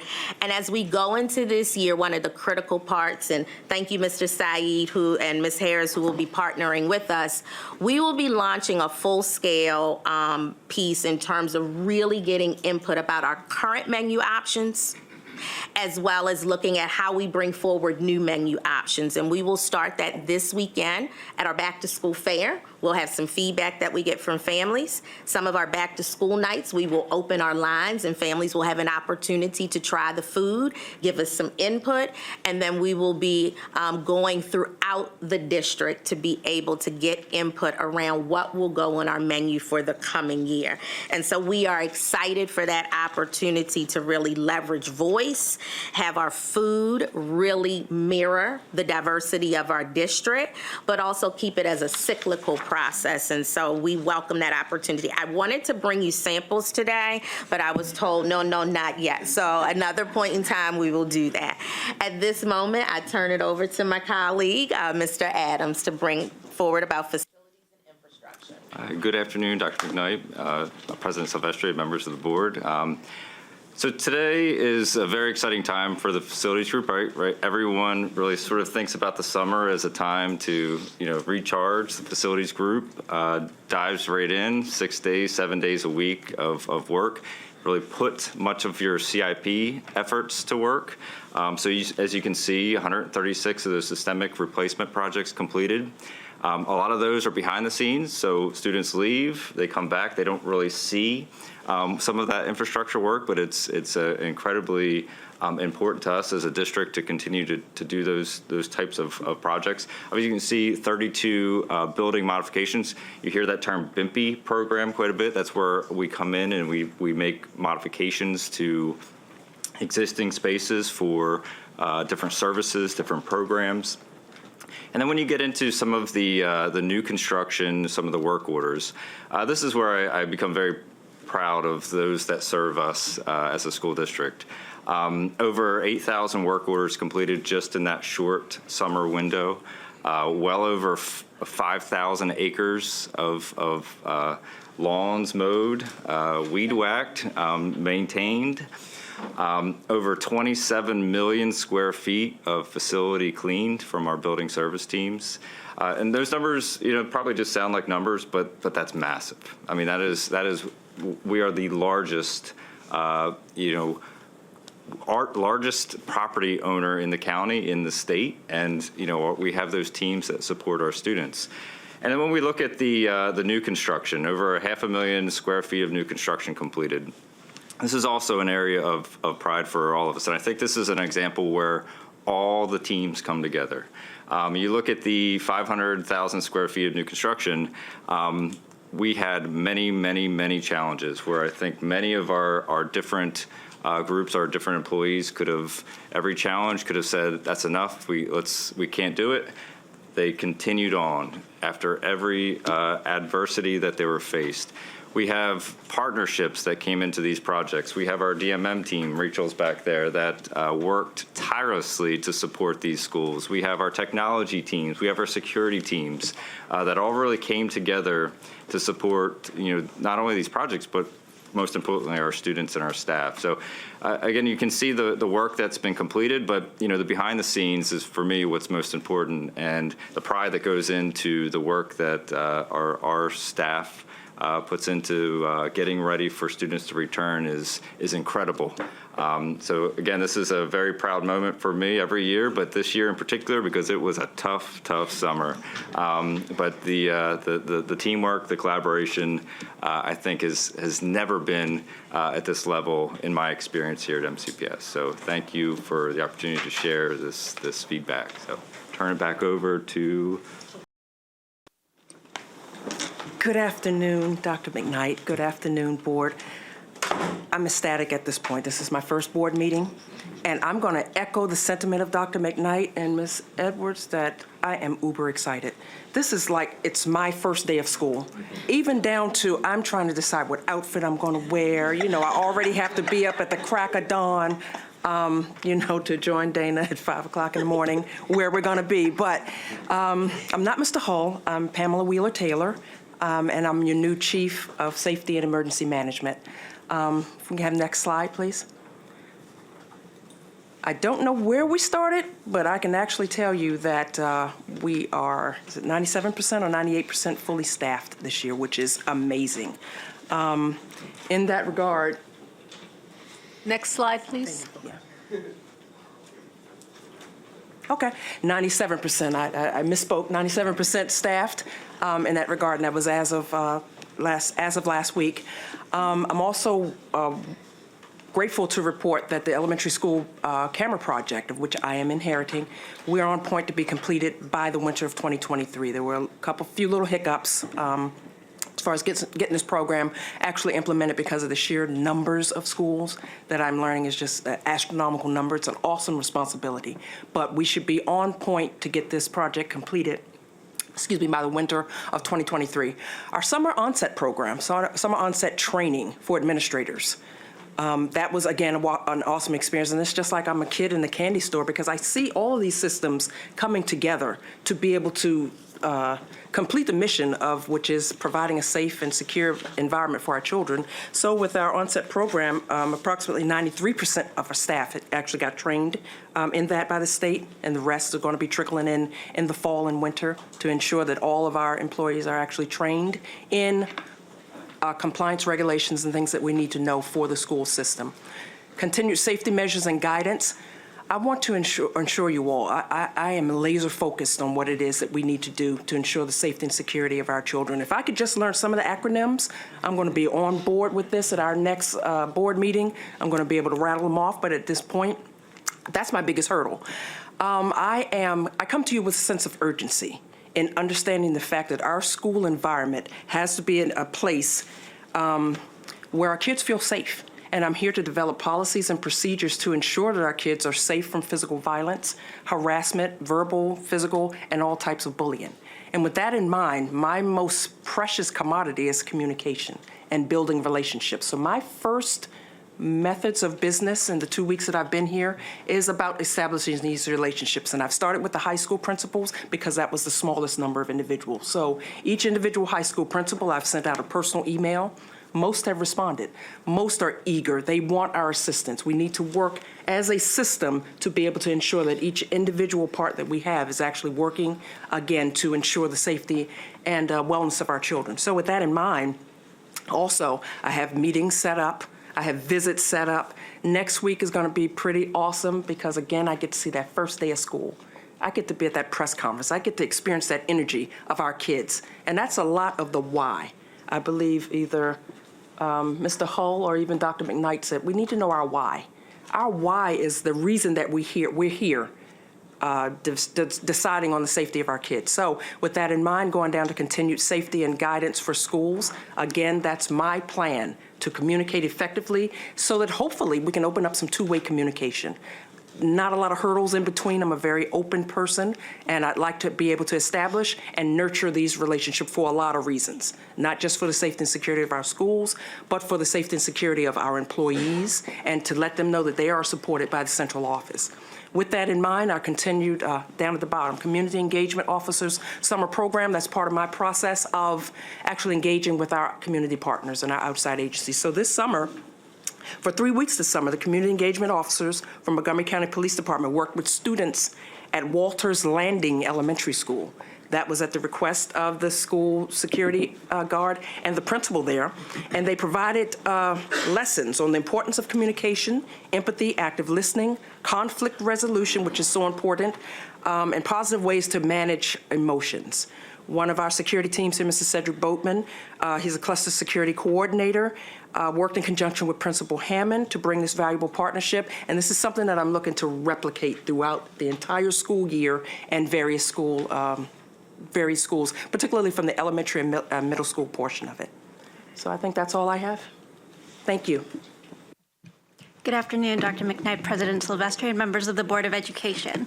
This time of year, we're talking about often talking about school immunizations and getting kids ready to get back to school. There's a 20-day grace period by which, from the first day of school, kids must have all required school immunizations. And in the spirit of collaboration and partnership, which seems to be our theme, this takes a village. So our DHHS colleagues, MCPS staff, as well as our family members and medical community are all part of this drive that begins in the summer. And because of their amazing efforts, and I'll specifically call out our school nurses as well as our PPW, supporting families and making sure their kids get what they need. We did amazing last year. That work actually continued throughout the school year. So we started at a historically high baseline of 77% compliance for 7th graders at the end of July. So that is where we started from. Second thing that I will talk about is sort of health skills and behaviors. You'll see the conversation change from COVID to respiratory viruses, infectious disease, how we keep ourselves healthy and safe, and really restructuring the narrative of health as it relates to school engagement. What we've been hearing from our youth is that they want to be part of it, they want to learn more, they want to be empowered to learn more about how to protect themselves and their families and how to really be in charge of their health. So we've been very excited to already be working with youth who have come off their summer vacation, some of them on their summer rise, to step forward and start planning how they can be involved in how they learn about health and even health policy, understanding and addressing health disparities have all been interests that they brought to the table. I think we're going to ask them to advance the slides. Oh, yeah, sorry about that. Next slide, please. So excited. We're going to continue to closely monitor health trends that come up as they affect our youth. So last year we talked a lot about the opioid crisis, opioid overdoses, illicit fentanyl, and work on that has continued through the summer. So this time last year we did not have a specific regulation that outlined our response to possible opioid overdoses in schools. Last year, we became our own overdose response program. We increased the amount of Narcan in schools. We addressed the issue of whether or not students could self-care. We gave out hundreds of doses and trained many community members, including students, on how to use Narcan. Going into this school year, we have great partnerships with youth as well as the state attorney's office, our CEOs, who all are interested in youth engagement and education around this critically important topic. And then I'll remind everyone that September is Recovery Month. So August 31st, which is National Opioid Overdose Awareness Day, we'll have our annual celebration as well as memorial, which many of you attended last year in Rockville Town Center, as well as events throughout the month of September in this particular area. Other trends that we're monitoring, we've talked a lot about the increase in health disparities for LGBT youth. We've also seen some very concerning trends as they impact girls who in the last YRBS reported twice the rates of depression and suicidality as their male peers. So keeping a look, keeping our finger on the pulse of these different trends so we can understand what supports youth need is going to continue to be very important. And in the area of health emergencies, in addition to addressing possible overdoses, thinking about other medical emergencies, you'll hear some exciting stuff as the trainers come on board about emergency action plans and how we can collaborate as a school across many disciplines to create an emergency environment that goes even beyond the school day. So we've been really excited to work with system-wide safety, with athletics, to think about CPR in schools. We expanded with 40 more AED devices in middle schools, more trainings for middle schools. We're including the athletic trainers as part of the fabric of how we teach CPR. So lots more to come, and lots has already been done this summer. Next slide, please.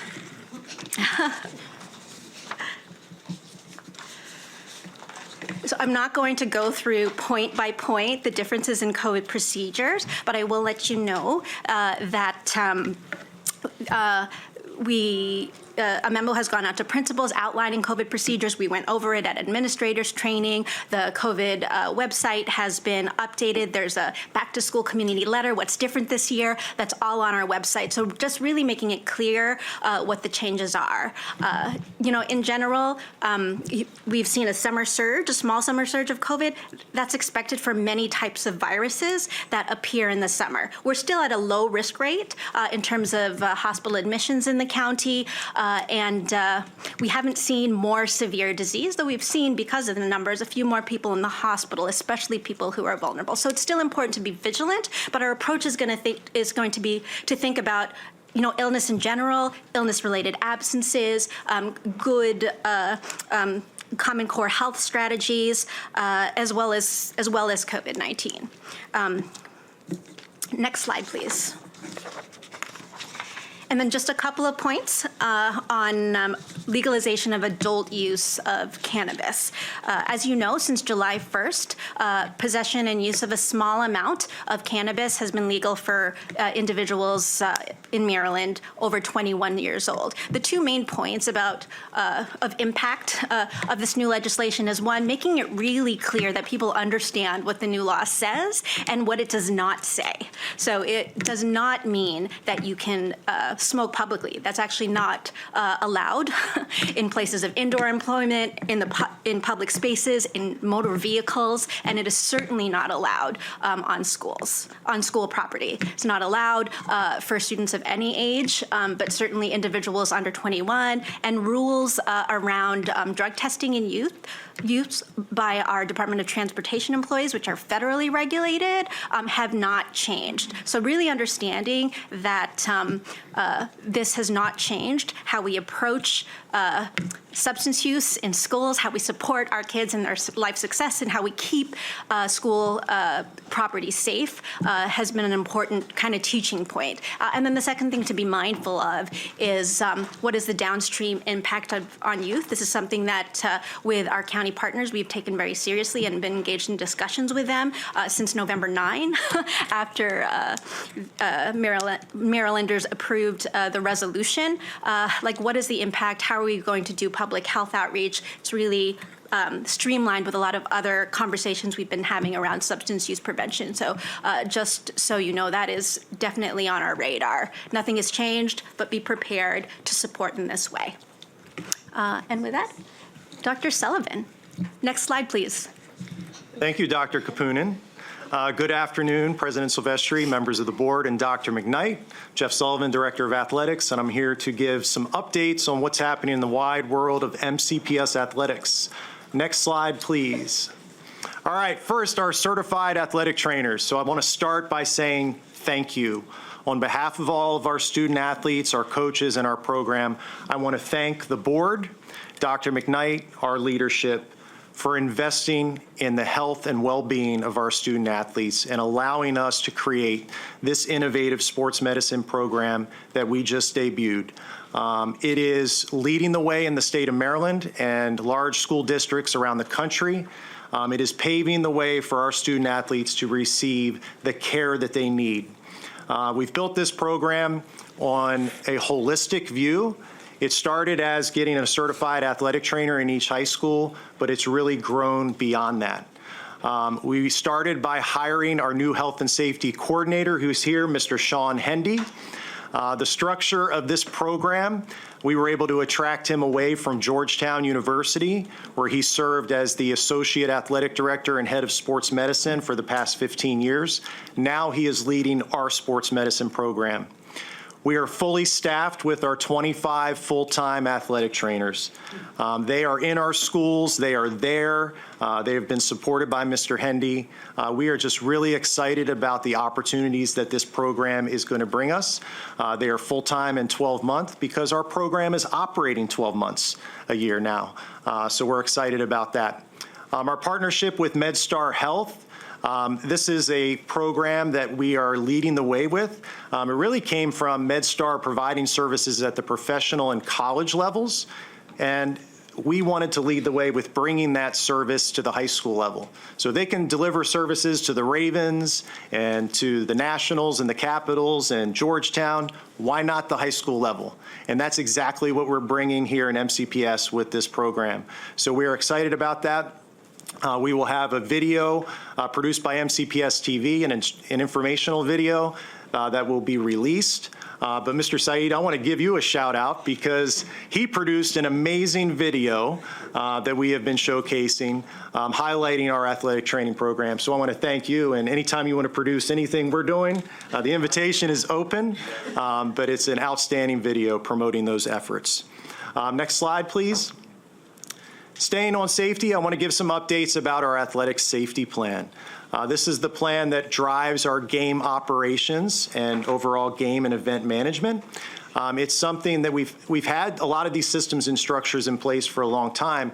Last fall, we enhanced that plan and we unveiled a tiered system of really looking at our events and focusing on the collaboration, both in MCPS, but as well as our community partners, and really that team approach that's necessary to run our events. I'm proud to say in July, our principals and athletic specialists completed national certification in sport and risk event management. This was a 2-day course that was offered by the Department of Homeland Security and funded by FEMA. So I want to commend our high school athletic specialists and our high school principals for 2 days in July, really focusing in on that safety and security. We carried that momentum into this month, where last Friday we hosted our 25th annual police breakfast. That's with the MCPS Athletics and our police partners. That breakfast has expanded to include our CEOs, and this year, for the first time, our high school principals were part of that. So it was just amazing to see the collective IQ in the room, all focused on the proactive planning for our safe events as we turn the page into next week and opening night on September 1st. Our safety plan will start in Tier 1, which will include verifying schedules and making sure that the students of participating schools are attending that event. We want our students seated in the stands and in our games before halftime, no backpacks. So we have a communication campaign that will start today, system-wide, and into next week as we lead up to opening night. We've also provided resources to schools so that they can communicate on morning announcements, highlighted by a PSA recorded by our Student Athlete Leadership Council. Love our student voice, so anytime that we can infuse that in, really promote what we're doing through our students. So I commend the Leadership Council for recording that, and you will see that in your things to know and in the system-wide messaging as we get ready. So we are indeed ready to go. We are into the third week, and we hope to see everyone out, invite our communities out to our events to support our student athletes, and we know how important our program is to our overall community. So with that, I will turn things over to the board for any questions. Ask board members to please turn their lights on if they have a question. Ms. Wolf. I want to thank you for the presentation. I'm really pleased to see where we are. We are actually ready for Monday, so I'm really excited. I didn't sign up for 5 o'clock this year, but I will be there. Just a couple of things. On the hiring, of course, our Asian and Hispanic numbers are still relatively low. I was listening in on one of the Zooms yesterday with the delegation, and they mentioned, have we been recruiting at Goucher? And I know that we recruit at Montgomery College, but if we have not looked at Goucher, they suggested that that Goucher is a Hispanic serving institution, and we should look at them also for their education program. So, I mean, it's just a comment, and I'd like to see them added to the recruitment agenda if they're not currently on it. The other thing is, hold on, I got notes here. Can we get a breakout of the sites on slide 13? The sites, 59 sites, 117. Can we get a breakout of those? Yes. Thank you. Slide what? 13. Free. Oh, the site. Yeah, just a breakout of it. Thank you. And the last thing I had was on slide 15. Well, I wrote it on slide 15. It's really a safety and security type thing. I remember, I don't know if it was at the last meeting, it was one of the meetings we had recently where I had asked that we consider doing regional meetings around to find out how people really feel about the CEO program, and to also get input about the questions we're getting about returning SROs to the schools. So I didn't know if that was moving along, if anybody was working on it, but I mean, I wanted it in every aspect of the county, every corner of the county. I think we have.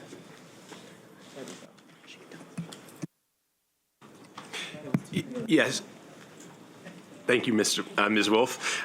Yes, that is something that we are working on now, and we're going to reach out to our students, to our families, and our communities, and really kind of see where they are in this space. I know that there was some changes made to the program over the past several years, and so in addition to the outreach that we've already done around, what is working with the new CEO 2.0 program, we will also engage in conversations around is there additional changes that need to be made, and that would be potentially one of them. I would be interested when you're going on getting an invitation to come, because when we went to the MCC PTA clusters, this was a big discussion. I don't care where you were about returning SROs, and that's been very controversial for a number of reasons. So I would really like to hear directly from a broader base of the public than was attending those meetings. Thank you. Yep, absolutely. We can invite you, and we'll extend the invitation to the other board members as well.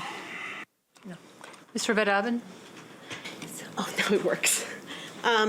Thank you. I do have a few questions, and I don't want to be repetitive, so thank you for bringing up the voucher thing from yesterday's legislative briefing. But going to the summer program, I would like to have a better understanding, again, sorry, we're not here a year on the board, but of exactly how many kids that we have in the classroom over the summer.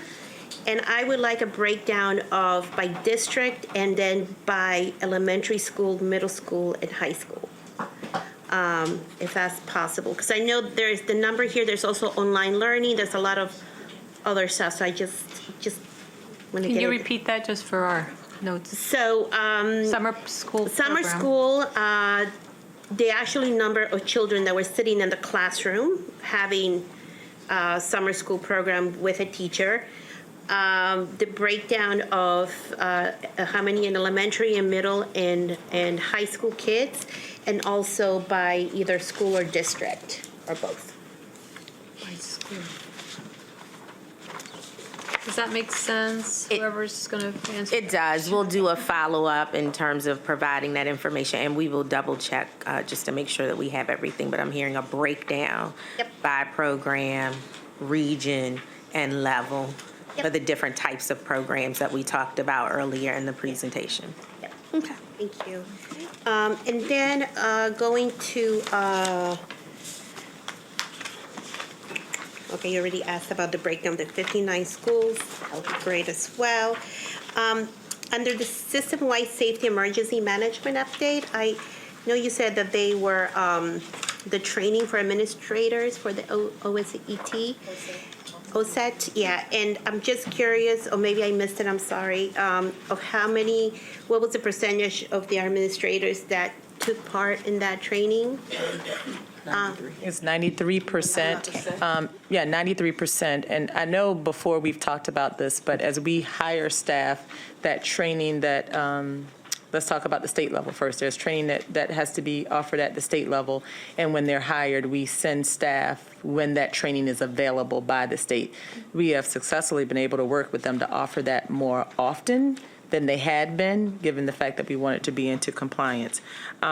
We have OSET teams in all of our schools, and that team's responsibility is to make sure they cover all parts of safety and security. And normally it's just like a lot of different staff. So we also, localize the training as well, just to make sure they locally understand all the components of safety for that particular area that they're responsible for, whether it may be a central office or a school. Okay, awesome. For health and wellness, I know you talked about the immunizations, at least in my area, my district, hearing that there's a long waiting time for a lot of the community clinics for the kids in elementary school to get immunized. Could you tell me where we are in compliance with the new students that are coming into MCPS, especially in the elementary school level?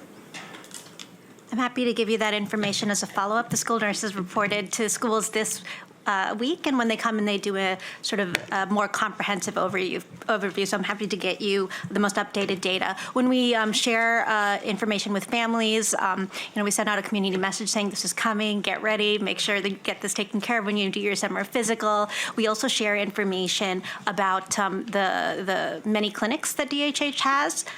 Through August and September, we'll also have a free immunization clinic at Wheaton for our back-to-school fair, and we actually give out many immunizations in our school-based health centers as well. So they're part of the outreach to families is if they're not able to get a appointment through their regular healthcare provider, there's many of other opportunities, including school-based opportunities, that we can connect them with. Okay, I would really appreciate that, especially in DeKalb County. There is really a lack of community clinics in those areas. And I know that this has been definitely an issue. We're going to be doing some partnership at the Trailer Park community at Middlebrook this Saturday to kind of help with that. But I would love to know also if there's an area of concern regionally, if there's an area in the county that is less compliant than others. That would be helpful. And just going back to the I'm very excited. I just want to do a shout out to also Fox Chapel. We had a great community day last week. Last year, there were 20 families who participated. This year, there were over 200. So it was just a huge increase that I was able to do with the nonprofit that I run up county with them.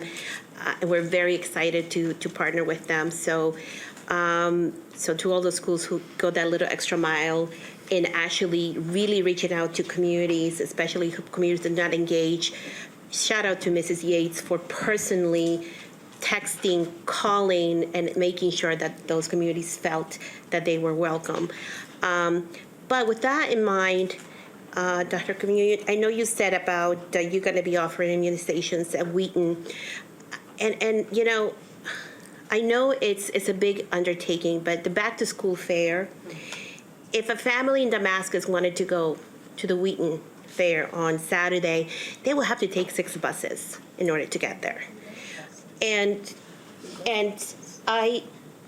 but I don't know if that's well communicated to a lot of families or new families, but I know that, and I know that personally as an advocate for many years, we have talked about having an event up county. This is geographically a big county. Public transportation is a huge issue, especially on the weekends. The availability of public transportation is not as readily available. It shouldn't be that way, but that's the way it is. It's just a fact. So I'm just putting in here that if you do a clinic for immunization down county or in Wheaton, that you should also consider the East County, and also you should consider the Up County. Happy to partner, happy to find partners, happy to find a location, but I just want us to be, that they are communities that would love to take advantage of this big fervor of, you know, welcoming the new school year, but there are also communities that cannot do that because of lack of transportation. And also, you know, there's a lot of communities that they're in a budget, and even driving from the area to Wheaton, it is an expense. So anyway, just wanted to put it out there for next year, and any support that MCP needs and putting that together in the Up County. I know there will be a lot of us who will be happy to help out with those efforts. I'm so glad you brought that up. And I know that you're a vaccine policy access nerd like me. I am. And the one thing that I'm going to bring up is many of the public programs related to the public health emergency, including changes in access to COVID vaccine as we await the next iteration of the vaccine, which should be coming out in late September, early October. We're going to have to, or we've already started conversations with community partners, because it's going to require some work to make sure, just like in the very, very beginning, that everybody is reached in all aspects of vaccination, just not the COVID vaccination, but there are a lot of changes, you know, in terms of people's eligibility for Medicaid, how vaccines are being paid for, that are going to impact our families. So that's something that we have been discussing robustly with our community partners. And yeah, can I just take an opportunity to advertise for the viewing audience that we do have free transportation from 4 of our high schools to the back to school fair. So we will be providing transportation this Saturday from Montgomery Blair High School, Paint Branch High School, Gaithersburg High School, and Richard Montgomery High School between 11 a.m. and 2 p.m. So we hope that everyone will come out and join us at the fair.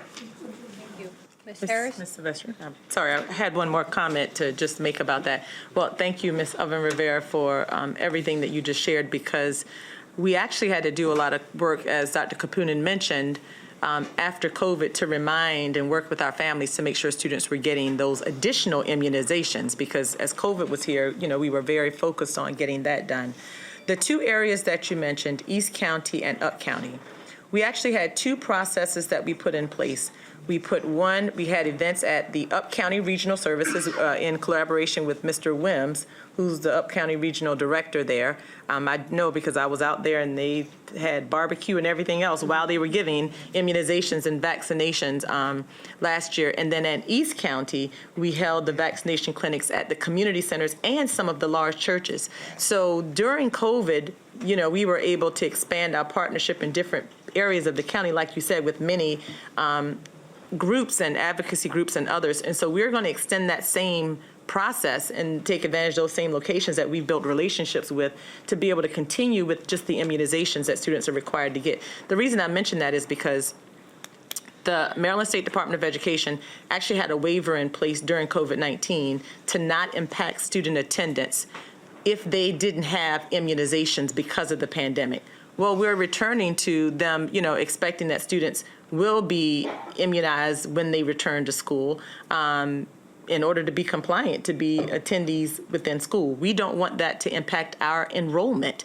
And we actually need these students in school. So, in the past, what we've done is had much of a heat map so that we would know where there was an issue, where we had a lack of immunization, so that we could, put in an all-in effort to make sure that by the end of that period that we're required to have students immunized, we were meeting that goal. So there is absolutely more that we can and will do, and more partners that we can extend ourselves with. But there's a certain level of accountability from the state as well that requires that we zone in on that piece. Because, it was actually pretty nerve-wracking to, at some point when the state was considering we're going to have those students not be enrolled, which meant we wouldn't even get funding for them if they did not meet those requirements. So as you said, it is incredibly important that we continue to work with our families to do that. Ms. Harris. Thank you.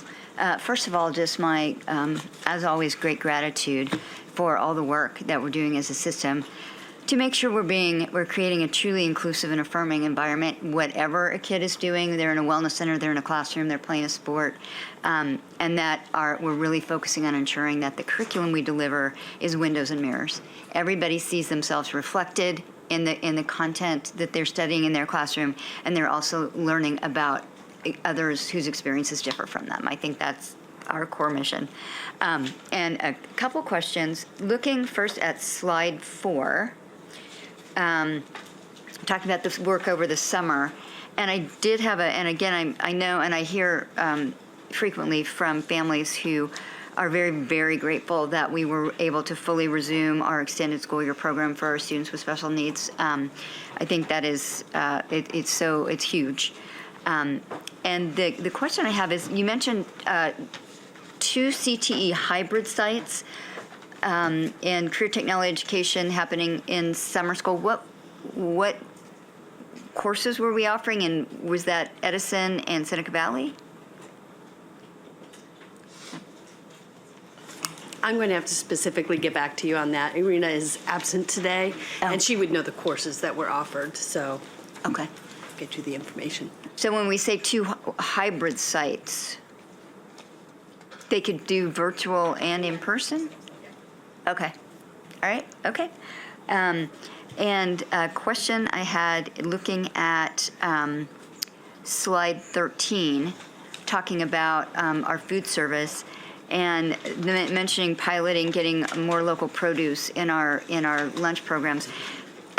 If I'm a student going into the lunchroom, what does that mean for me? What will I see when it comes to seeing more locally grown produce? And I also know that DFNS was working on a program to partner with some of our local growers so that they could meet the bureaucratic check boxes that the USDA requires for vendors to sell produce to school lunch programs. And so how is that going?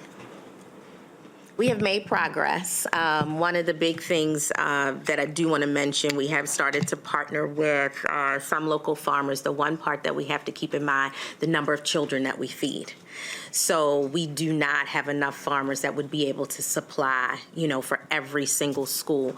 This summer, I went over to Central Production and I walk into a skid of potatoes that had come from a local farmer, and they were trying out different recipes, roasted potatoes, potato salad, different things that actually met the nutritional value, but also gave us an opportunity to really incorporate those into our meals. So we will What we're looking at is trying to figure out how to do that and what locations that will go to, as well as trying to continue to make those partnerships with other farmers. So I'd love to come back and be able to talk about that and be able to keep you updated, as well as if we have the opportunity to visit some of those locations, we can. But the potatoes were very exciting, and the potato salad was very, very good. We actually did take some machinery from another school system who they're not getting local produce. And so we were able to benefit from that to be able to help us to really create some really good recipes.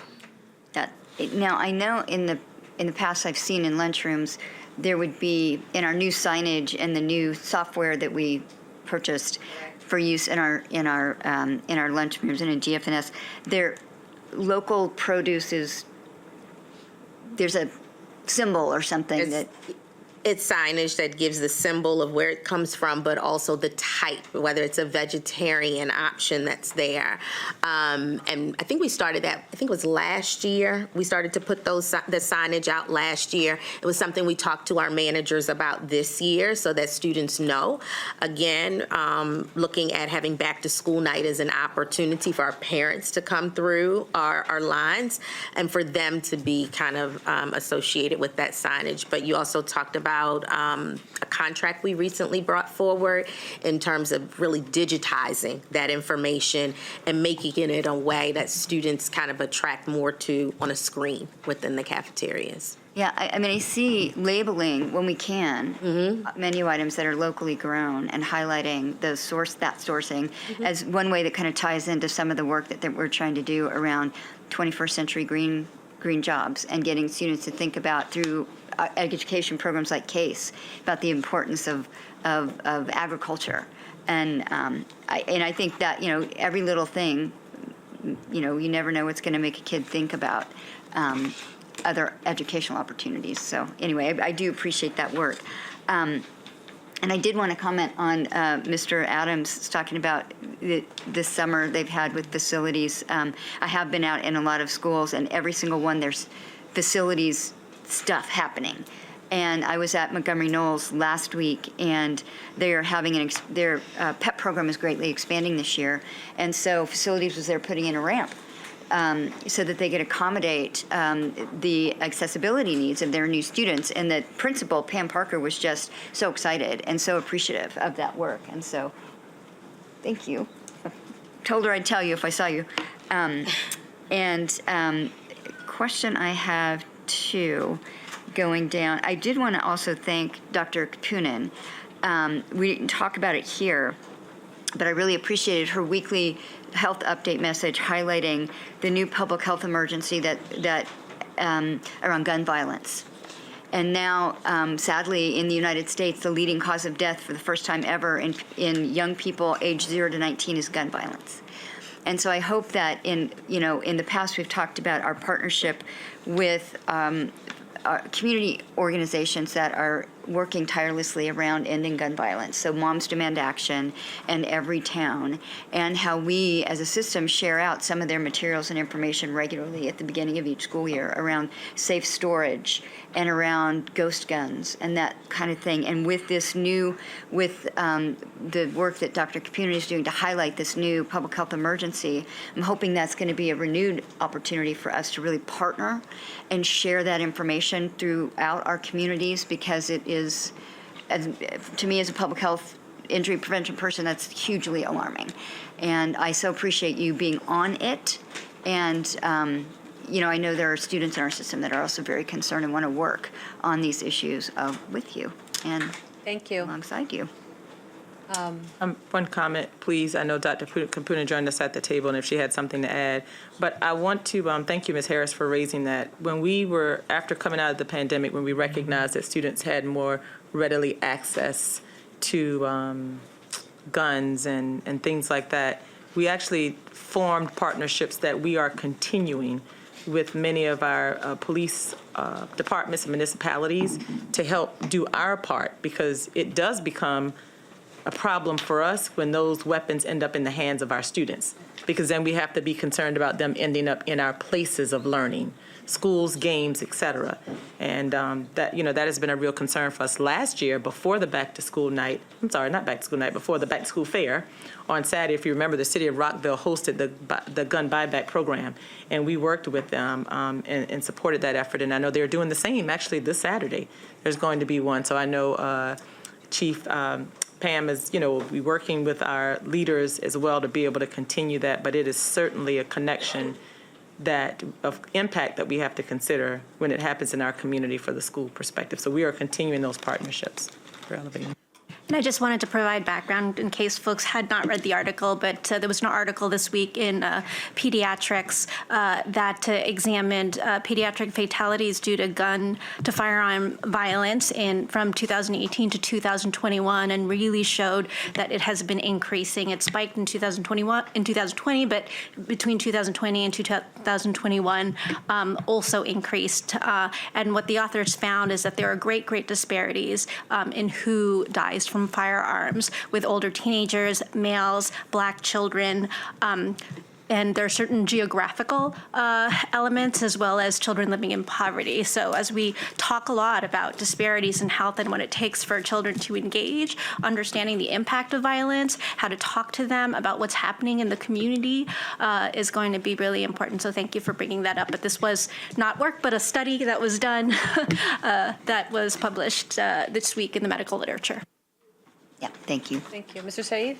I'll keep my comments brief in interest of time. But first, Dana, please get us those free samples for lunches, please. I think it'll make the meetings go by faster, and I'm really interested in getting those. So definitely want that. And then in regard to the athletic trainer video, if you ever need an Instagram reel or TikTok, just let me know, because that's something I'm really trying to do. And that got a lot of popularity and a lot of hype among students. So I got you, basically, if you ever need that.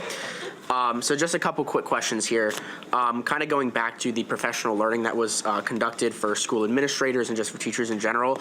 I know that a lot of students are really interested in kind of, the push for restorative justice and dealing with the real world scenarios that I know was discussed. So I just want to know like some specific, examples during that training of how restorative justice was kind of tied in with dealing with those real world scenarios, just so when students, because they always tell me like, oh, administration doesn't handle these cases well. They're always, they just don't feel as though administration's really in touch in handling those. So I want to know what kind of restorative justice training was received by administration at this professional learning. Greetings, board members. President Silvestri, Dr. McKnight, Mr. Saeed, Damon Monteleone, one of the Associate Superintendents of School Support and Wellbeing. I had the honor of being one of the presenters and facilitators at the training last week, and Ms. Shauna K. Duranby, Director of SEBHA and who supervises restorative justice, essentially just went over a lot of the upgrades that were made this year in terms of, and I think a key one that we heard of and that we now have is a written parental consent for students to engage in any type of restorative circle, right, or conversation after an incident. So that is a key piece. Mr. Duranby also went forward and shared data. It's also in the compliance training that I took earlier this week about how restorative justice components and allocations are used, right? So an overwhelming majority of the time that our restorative justice specialists spend in schools is spent around proactive training and coaching and professional development with staff on how to create welcoming and inclusive learning environments, how to embed community circles within your classroom as part of the pedagogical experience, how counselors can infuse these practices as well. She also spoke to really heavily about the use of a restorative justice specialist in tandem with social workers in being able to both proactively and in response to incidents bring down the number of suspensions. While I don't have it here in front of me today, we do have data that shows correlation between the presence of a restorative justice specialist at the middle school level specifically and a decrease in suspensions at those middle schools. So it was really an overview of where we have been. There was also some conversation and some sharing about the restorative justice implementation guide and the assessment that schools took. We have about 20 schools, I believe, offhand that self-identified as being in the infancy of implementation there or reactive. And so she spoke about ways that that schools can work with her team to move along that continuum. So it was really kind of an overview. The last piece to this, which is partially, we can fold it under the umbrella of restorative justice, but a side piece to Mr. Amby's work is around suspension reduction. So one of the pieces that her team has brought forward in concert with the school supervisory directors is what's known as the 4 core, or the alternatives to suspension. So there's a Canvas page that has resources and supports and materials for how administrators can consider other avenues of response to disciplinary infractions, such as having a parent shadow the student through the school day, having the students engage in learning or research, specifically if the infraction was around a hate bias incident or something to that effect. There was also a presentation about the modifications to the Code of Conduct, right? So a key piece of this is highlighting explicitly within the Code of Conduct where, when, and how restorative justice can be applied on the continuum, right, of dispositions and responses. Additionally, a new piece of the Code of Conduct is explicitly calling out hate bias incidents and not having them folded within the bullying row right there. So these are all just highlights, and we wanted to make sure that principals were aware of the Code of Conduct revisions, wanted to make sure principals are aware of the use of social workers and restorative justice specialists in really helping to bring down those suspensions. And we looked at some of the indicators for which students have been suspended over the last several years that really should not be used as suspension. Disruption, insubordination, disrespect, things of those nature. So she kind of went over all of that and spoke really to a couple of the key revisions, as I said, such as the parental consent for students who engage in that restorative circle after an incident. Fantastic. Yeah. Thank you so much. And I think students are really going to be happy to hear about that decrease in the use of suspensions, because that was really, really big during my campaign as students did not feel that was effective. So I appreciate that. And then just one more quick question that was kind of touched upon earlier, but I just want to kind of get the more specifics on. So when it comes to hiring teachers, where that was in the presentation, what specific practices and methods are we using to ensure that we are getting the most diverse teacher hires and, administration as well? I see that the administration, hires were a lot more diverse. So I want to know the specific strategies we're using, because, I am seeing 50% Caucasian teachers, and when you look at the, school data, an overwhelming majority of teachers in all these schools are Caucasian, which don't even reflect a lot of the school's population of their students. So I just want to know what specific strategies are being used. And when a kid tells me my teachers don't look like me, I can explain what we're doing to help them. Thank you, Mr. Said. Our recruiters go to Asian-facing institutions, historically Black colleges, Latin-facing institutions. We've built a recent relationship with ALAS. So we are looking to continue those efforts to recruit in environments that provide us with diverse candidates. Additionally, we recently gave our staffing teams the demographics for each school. So when hiring either an administrator or a teacher, our staffer is able to say, well, I can see from your roster that you don't have any African American teachers. Let me give you some names. So we're really trying to individualize the support we provide to schools so that they get the diverse teachers and administrators that they need. Perfect. Yeah, that's good. Thank you so much. And can I just add as well, when we look at our current teaching workforce, it's about 30% diverse people of color. And with the new hires that we have this year, as you can see, it's 50%. So that's a pretty significant increase from 30% to 50%. So we're moving in the right direction. The 30% figure was from when? Currently, our current teaching staff. And then the 50% is the new hires for this year. My question is also about hiring. I'm excited about the progress that we've made with teachers and bus drivers, and I want to see that progress also with security personnel. I see we're at 97%. What can we do? What are we doing to get to that 100%? Because as we have heard from our parents and our communities, teachers and staff is, we need the bodies also in the schools to help monitor the hallways, the bathrooms, support the CEOs and the principals, et cetera. So tell us more about what we're doing to doubling down the next few days to get more people through the process. Use this as a little advertisement right now. How much are we paying? How many people are we hiring? Please. We have vacancies in security. Of course, we have teacher vacancies. We have all kinds of support vacancies. We're really looking for paraeducators. We are quickly trying to have the ones that we have currently become teachers, so we're needing to backfill them in the positions. So with respect to just all of our SEIU jobs, we've had a recent SEIU job fair, and we hadn't been doing a lot of those, so we are doing those now to ensure that we can get staffing for our support professionals.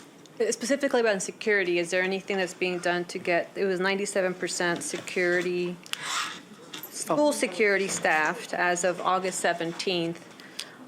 Is there anything special that we're doing to get, because again, this is so important to Ms. our Bradley families. will come and share.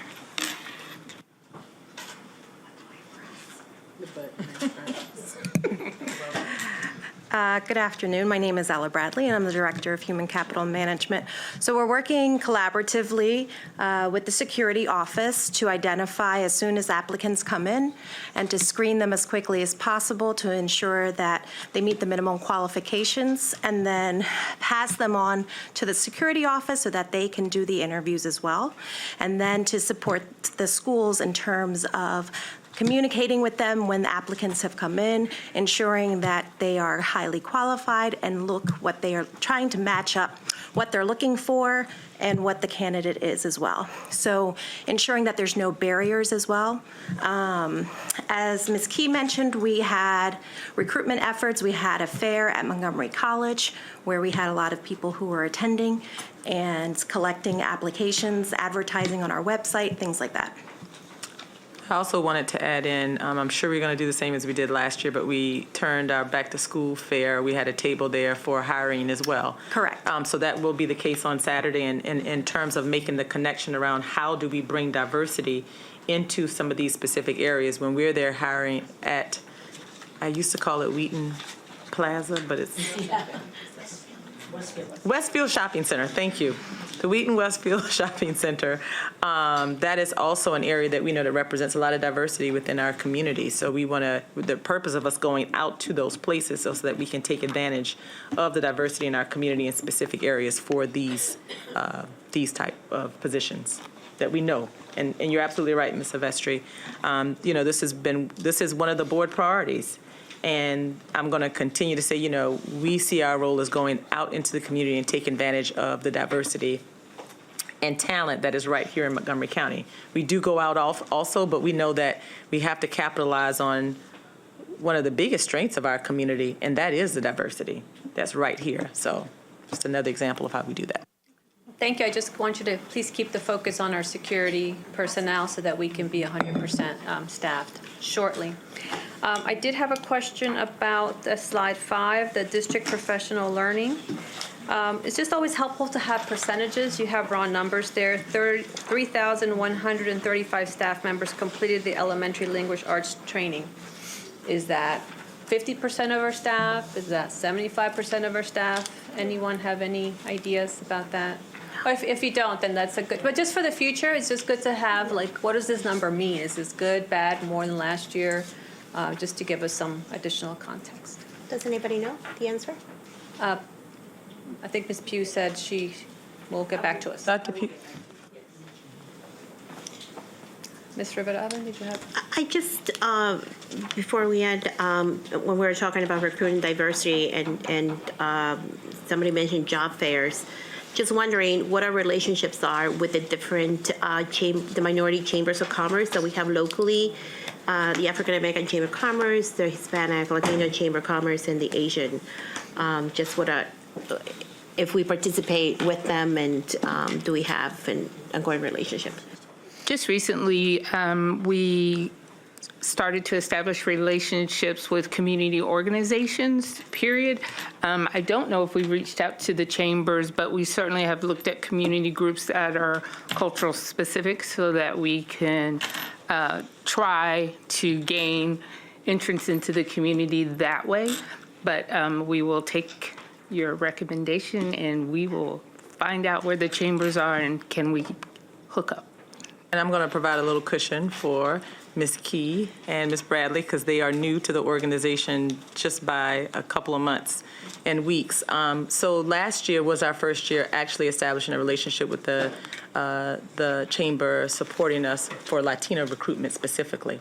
We actually co-hosted an event together with them because we recognized just getting ideas and thoughts from them and then going out and hosting our job fair was less effective than working with them and bringing them to be a part of the job fairs with us. So I cannot think of any reason why we would have stopped that, but I know that is what I will have Ms. Bradley and Ms. Key go back and work with the staff to make sure we're continuing to build that. I know last year was our first time doing that, and I was very happy and proud of that accomplishment, but I think, our goal is to get to all of the chambers so that we can continue to take advantage of all of the areas of diversity. I'm going to just ask my final two questions as a follow-up just to keep us on time. For the food and nutrition, Ms. Edwards, you mentioned a couple new programs. I'd like to hear, as a follow-up, what the trend is. Do you see that there's a lot of interest in the community in making meals free for everyone? And I see that that's happening through certain programs, but I'd like to better understand where are we going with the free meals program, the universal free meals in the state of Maryland in particular. And my other for follow-up is community member asked me, what are we continuing to do about the opioid crisis? Our strategy last year was largely around education, having families and students be more informed about the dangers, how to help a friend, Narcan. What are we doing this year? The same, different, just so that I can be better prepared to respond to that. I can actually answer that one right now in just a few seconds, the latter part of your question. So I know Dr. Kapunen has been working with different organizations and advocacy groups because we recognize that the biggest issue that we found and we heard from our communities as barriers was what happened if a student actually already had an experience with fentanyl and some places had an addiction and we didn't have enough statewide facilities to be able to support that. So I know a big part of our work is helping to work with legislators and others and working with state organizations to help develop a plan to make sure we have more of those facilities available. That's the key. That was the biggest part that we heard from our community last year. You're doing a lot of things to help prevention, but what happens when, in fact, we have a student who is experiencing addiction? So, of course, that's work that we have to do in partnership with others. So I just wanted to share that because that's our work. That is the next step that we have to do in partnership. Thank you. So again, we are all really excited about starting school on Monday. It's going to be a fabulous year. We're all together now, as Dr. McKnight says. And so thank you so much for the presentation, and we're looking forward to visiting all those wonderful schools next week. Thank you. So we are moving on to our next agenda item, which is our discussion about our program evaluation. Just give a moment to transition.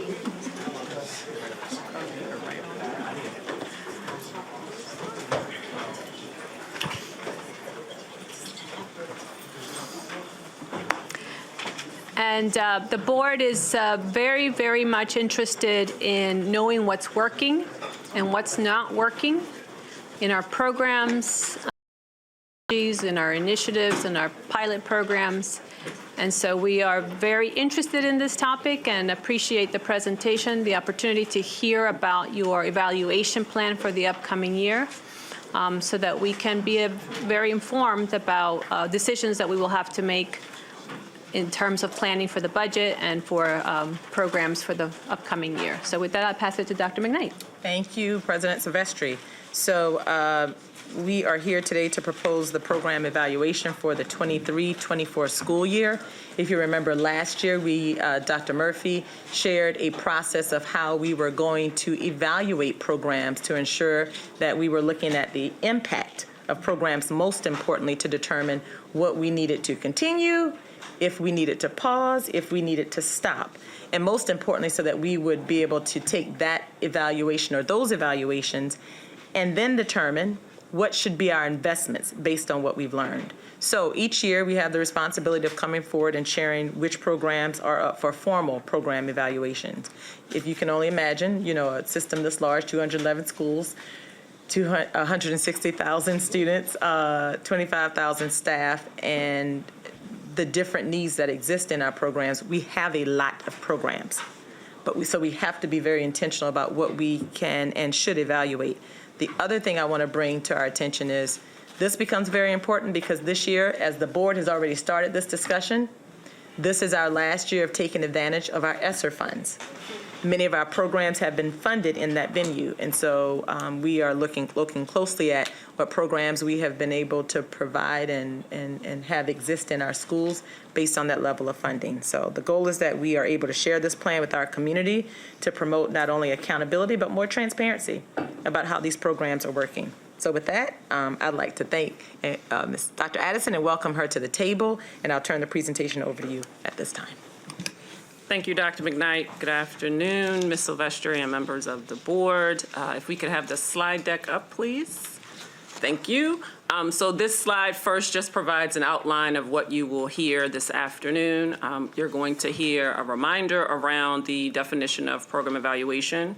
We presented that to you on April 20th, as Dr. McKnight referenced. You're going to hear about why program evaluation matters, not only just overall, but more specifically for what we do in MCPS. You're going to learn about the key stages of program evaluation, and then we're going to engage in a discussion around the proposed list of program evaluation. Next slide, please.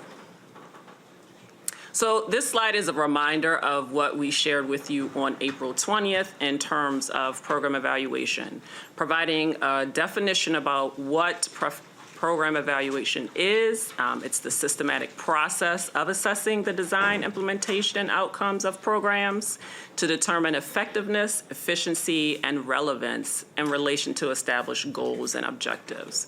And what you see under that definition are two approaches in MCPS that we undertake for our program evaluations. Program evaluation is not new to MCPS. We've been doing it for a long time. And so in shared accountability, we typically approach it from two perspectives. One is a process or an implementation evaluation, which is really focused on the extent to which the program is being implemented as intended. Is it reaching the targeted audience? What are the goals? Are they meeting those kind of implementation and process related things? And the other piece is outcome evaluation. And so we engage in that to really look at the outcomes of the impact of a program on whatever the goals might be. So for example, when we look at summer school program evaluation, we tend to look at the extent to which summer school helped reduce or mitigate summer learning loss. And so we would look at the outcome of how did students in their spring school year before they went to summer school, and then how did they start their fall school year in terms of performance. And we typically use the MAP assessment for that because it is measured at multiple seasons. So that's just an example of what an outcome evaluation might be. Through program evaluation, we use multiple data sources that are both quantitative and qualitative. So those little icons at the bottom give you some of the data collection approaches that we might take in a program evaluation. And they're intended to ensure that the outcomes align to things that we hear from stakeholders and observations of programs. Next slide, please. So why program evaluation, or what's the importance of program evaluation? It serves a number of purposes that align with our theory of action. Our theory of action states that we must differentiate resources, build staff capacity, and have strong measures of accountability. Program evaluation is, again, that systematic process that assesses the effectiveness and efficiency and relevance of programs or projects. It involves collecting data and analyzing data to determine how well a program is achieving its goals and making informed decisions. And for many process or implementation evaluations, there's an aspect of examining the processes, such as professional development, designed to build staff capacity in the area under examination. And so as I proceed through this presentation, I'll share with you the FY24 evaluation process and areas of study. Now, it's important to note that while shared accountability leads our efforts to engage in formal program evaluations, ongoing program monitoring is of other critical areas of work in alignment with the theory of action are implemented and built into all central office improvement plans as another structure of accountability for us in our ongoing work. Next slide, please. So this visual is intended to provide you with an understanding of the steps in an evaluation process. Program evaluation takes time, and we really need to understand that there are multiple steps that are engaged in the implementation of a program evaluation. It involves planning, data collection, analysis, interpretation, reporting, and decision-making. And additionally, gathering relevant data through methods like surveys, interviews, and observations is essential for accurate program evaluation. And so throughout the process, there is stakeholder involvement or engagement. We recognize and acknowledge that involving program participants, beneficiaries, and communities in the evaluation process enhances its validity and relevance. So I don't want to get too weedy, but I would like to tell you a little bit about the planning and design phase of the program evaluation. During this phase, an evaluation specialist works with the program manager to discuss clear goals about the program, clear goals, understanding the objectives of the program, and then developing clear goals and objectives of the evaluation itself. And essential information about the program or initiative is shared with the evaluation specialist, such as the program goal, the target audience, and financial information. So we request all of those things to include in an evaluation report. And staff use this information to identify appropriate evaluation methods and begin to lay the foundation of the evaluation process that includes a timeline of data collection activities. So that initial phase is kind of the startup of learning what is the program, what is the initiative, mapping out a timeline, and we have a designated date by which I request staff to have these plans developed. Next slide, please. So this is the first slide of two slides that detail the proposed program evaluations for the 2023-2024 school year. There is a more detailed table in the board memo that also includes the focus of each topic, as well as a tentative timeline for completion. Indicated on this slide are not only the topics of that are proposed for program evaluation, but also the alignment to your board priorities, and strategic planning alignment. And in addition, you see what type of evaluation is proposed, be it process or outcome. And the majority of the topics on this slide are funded by ESSER, with the exception of structured literacy, which would be a continuing project that is under our operating budget. Next slide. As well as tutoring. I missed that one too. That one's also operating budget. Next slide, please. Oh, this one. Don't move. All right. So this slide includes a continuation of the proposed projects. All of these topics are under the operating budget, with both the mathematics coaches and the academic opportunities specialists being accelerators that were brought forward this past school year.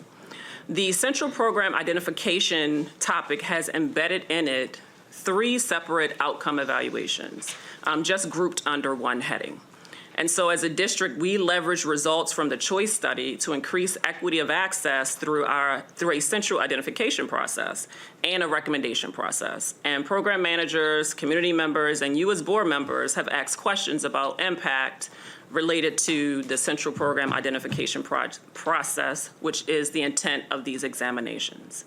And so as a note, staff have examined performance of students in these programs before, but we want to engage in some multi-year examination and analysis of the central program identification processes. Next slide, please. So this slide is just a different visual of what was brought forward to you on April the 20th.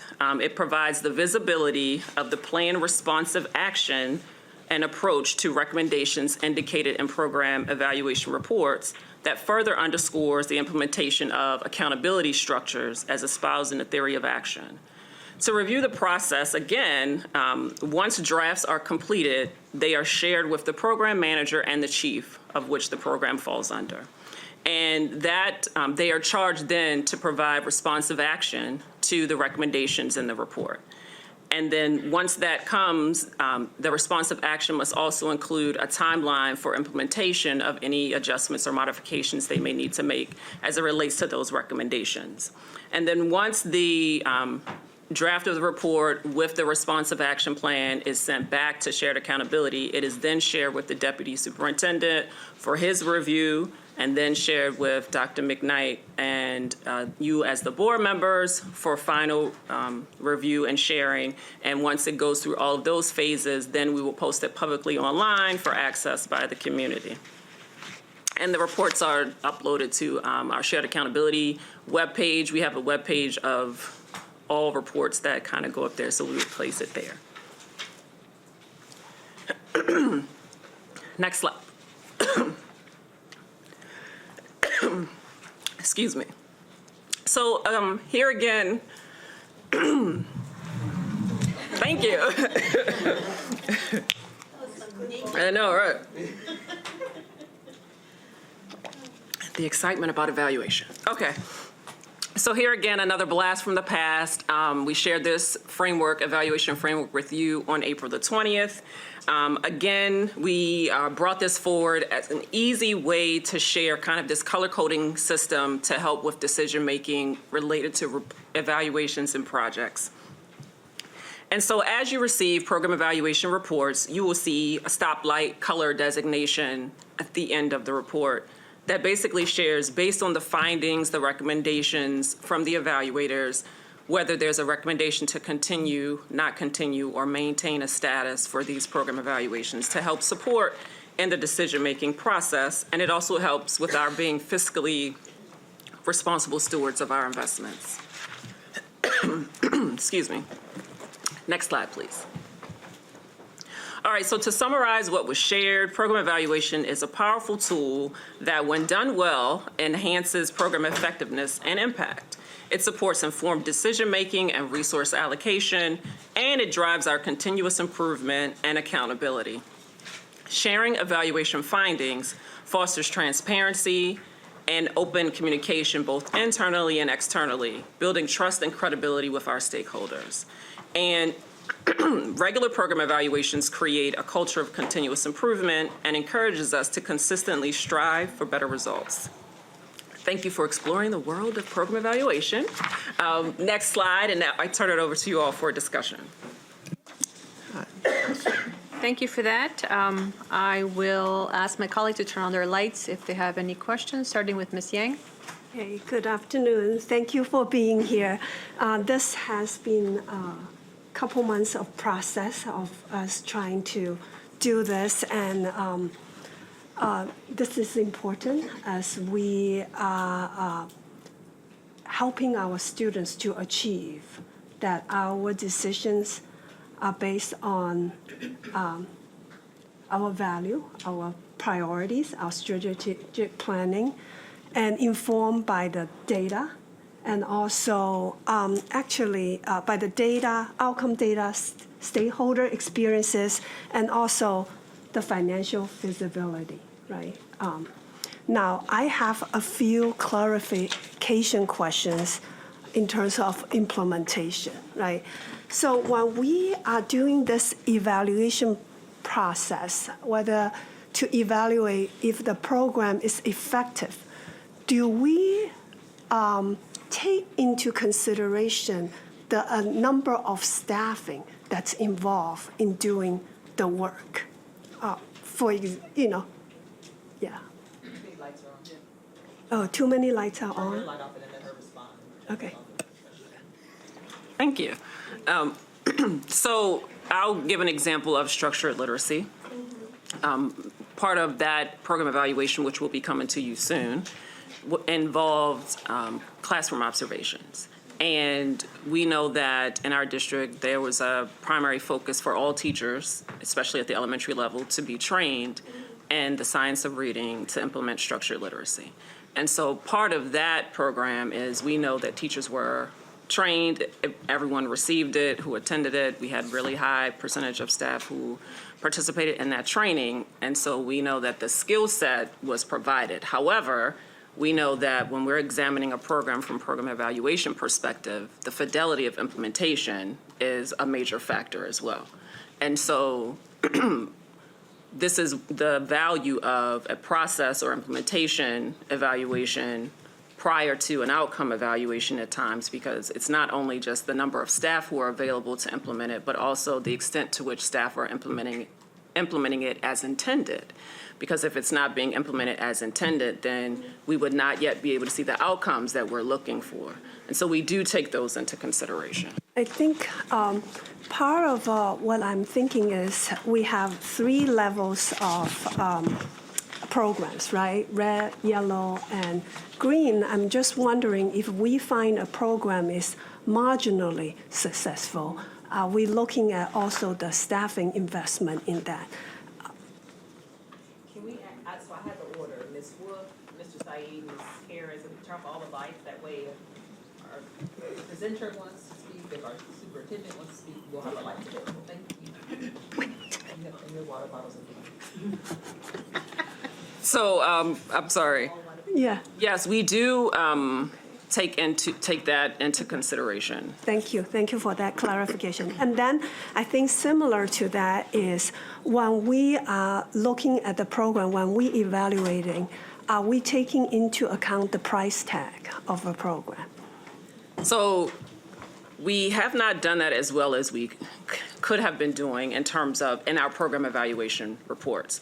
But this is the value of the process that we're implementing that we shared with you in April that we're bringing forward. And so embedded in our program evaluations, there will be more detailed information around the cost of the program so that you can then see the connection between, okay, this program costs $2 million, it's impacting these students, and here are, let's say it's an outcome evaluation, here are the outcomes that we see. Okay. And as you think about the color coding, one of the things that is valuable about program evaluation reports are we do take into account the findings and the information, not only from the data collected in terms of the quantitative information, but the survey feedback from those who might be implementing it to inform the recommendations and help with that designation of the color coding.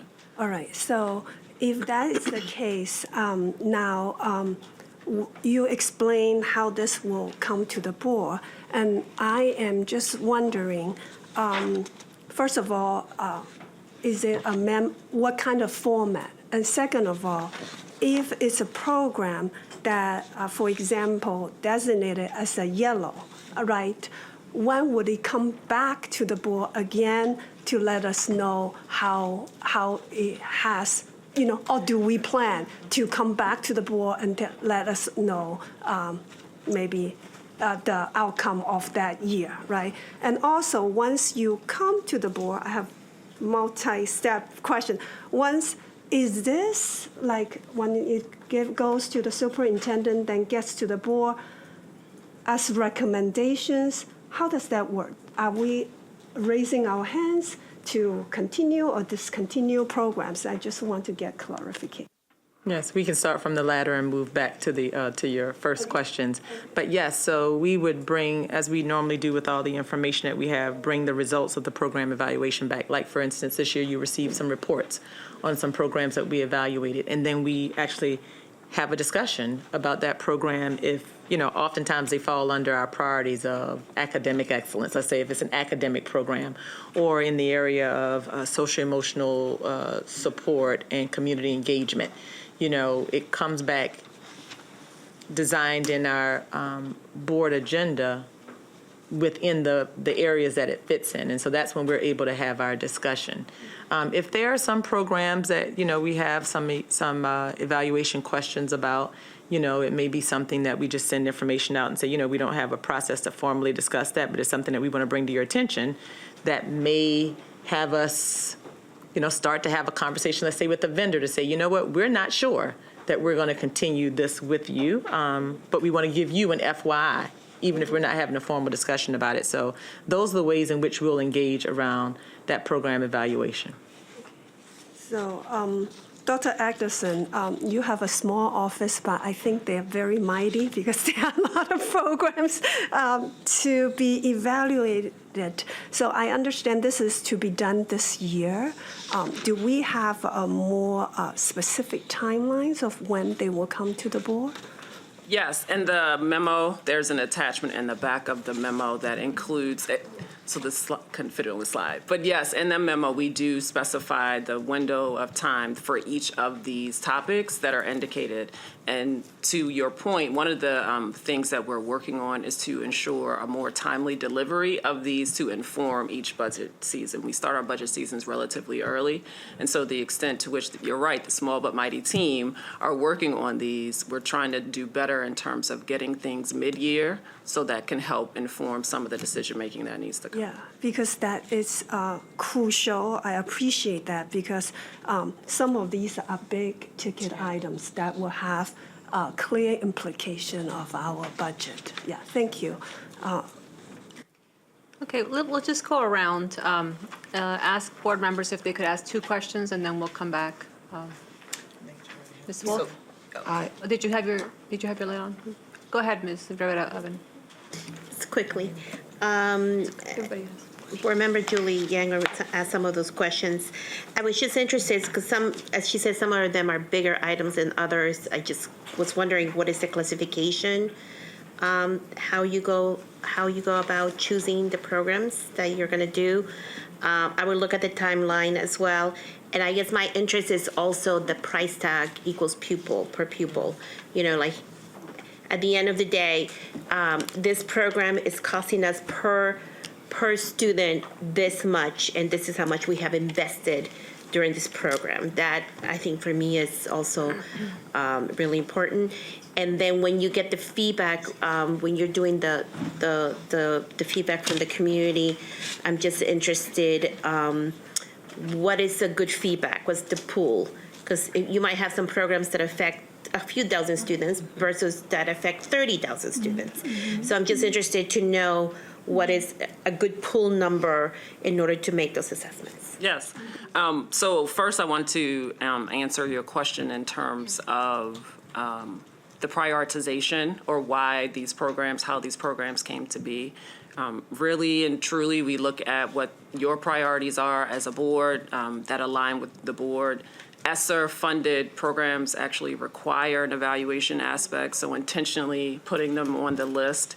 And then, as you've discussed as a board and as we've heard from community members around our FY24 budget, the questions that come during that budget time and those conversations and the interest around the impact of some of these new investments are the major drivers around a lot of these programs that are indicated here.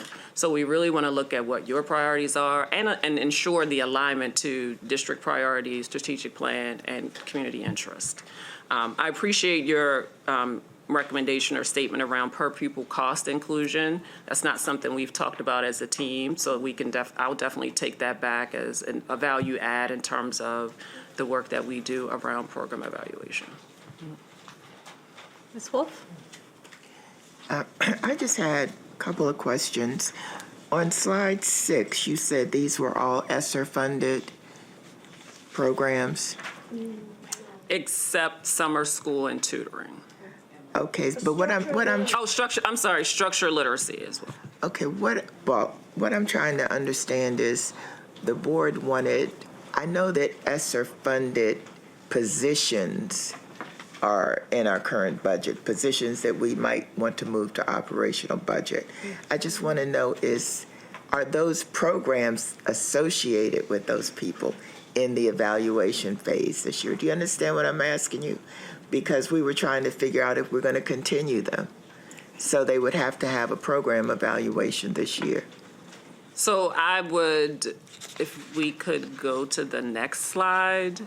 You said those were operational. They are. Originally, though, so when you think about restorative justice specialists, those are heavily, the positions are in the ESSER budget. And so the original interest around this actually was for FY23. We just had to put it on hold for this year. So there is program aspects connected to that we can embed in the program evaluation. 'Cause I was going to ask you where the social workers are, and you said they were under, I figured they were under restorative justice, which is under the operation, but they're just being funded by ESSER. Okay, I just wanted to be clear about that. And the other thing I wanted to ask you is, on your survey feedback, you are getting feedback from parents, students? Yes, depending on the program. So example would have been Leader in Me. We did parents, students, and staff. So I was just wondering about summer school and tutoring, that kind of thing. Yes. Okay, thank you. I have one comment, and I know is Mr. Hull in the room? Dr. Murphy, you might be able to address this as well as Dr. Addison, but there were any of the programs that we had listed for program evaluation, were any of them in this current last budget moved from ESSER to the, moved, am I saying it backwards? Moved Budget. from the operating budget to ESSER? Yes. Okay, yes, I thought it was important that I knew the answer was yes, but I thought it was important for us to point that out. Can you say which ones? Yeah. So You're asking what? Eureka Math curriculum, that's indicated here. In my conversations with program staff, it's temporarily in ESSER, but it's normally in the operating budget, as well as on the enriched literacy curriculum and the benchmark advance. Those were also temporarily ESSER, but they're normally in the operating budget. Those were the ones that I'm aware of in the list that's included. Tutoring, summer school? Yeah. Summer school has been ESSER since I think the first year. Okay. But tutoring, I think, is in a different bucket on its own. Yes, so summer school had been one that we funded by ESSER, which is why when we were not getting the full funding, we were able to, transparently with our community share that we would not be able to carry all of the summer school funding moving forward. So I wanted to highlight that because it's an important part of this, because, we may find that there was value in the large summer school programs we were able to offer, which were free for so many of our students, but we are going to have to think about what that means moving forward for financial implications. For tutoring, at some point we were, at the beginning of the pandemic, I know, using ESSER funding for tutoring as well. That was one of the programs that we said we wanted to look at in an innovative perspective while we had that extra money to see how it was additive to students and their progress. But it sounds like we did move some of that to operating budget. Am I? We had put it in the original budget request, but then when we had to trim back, it did get trimmed.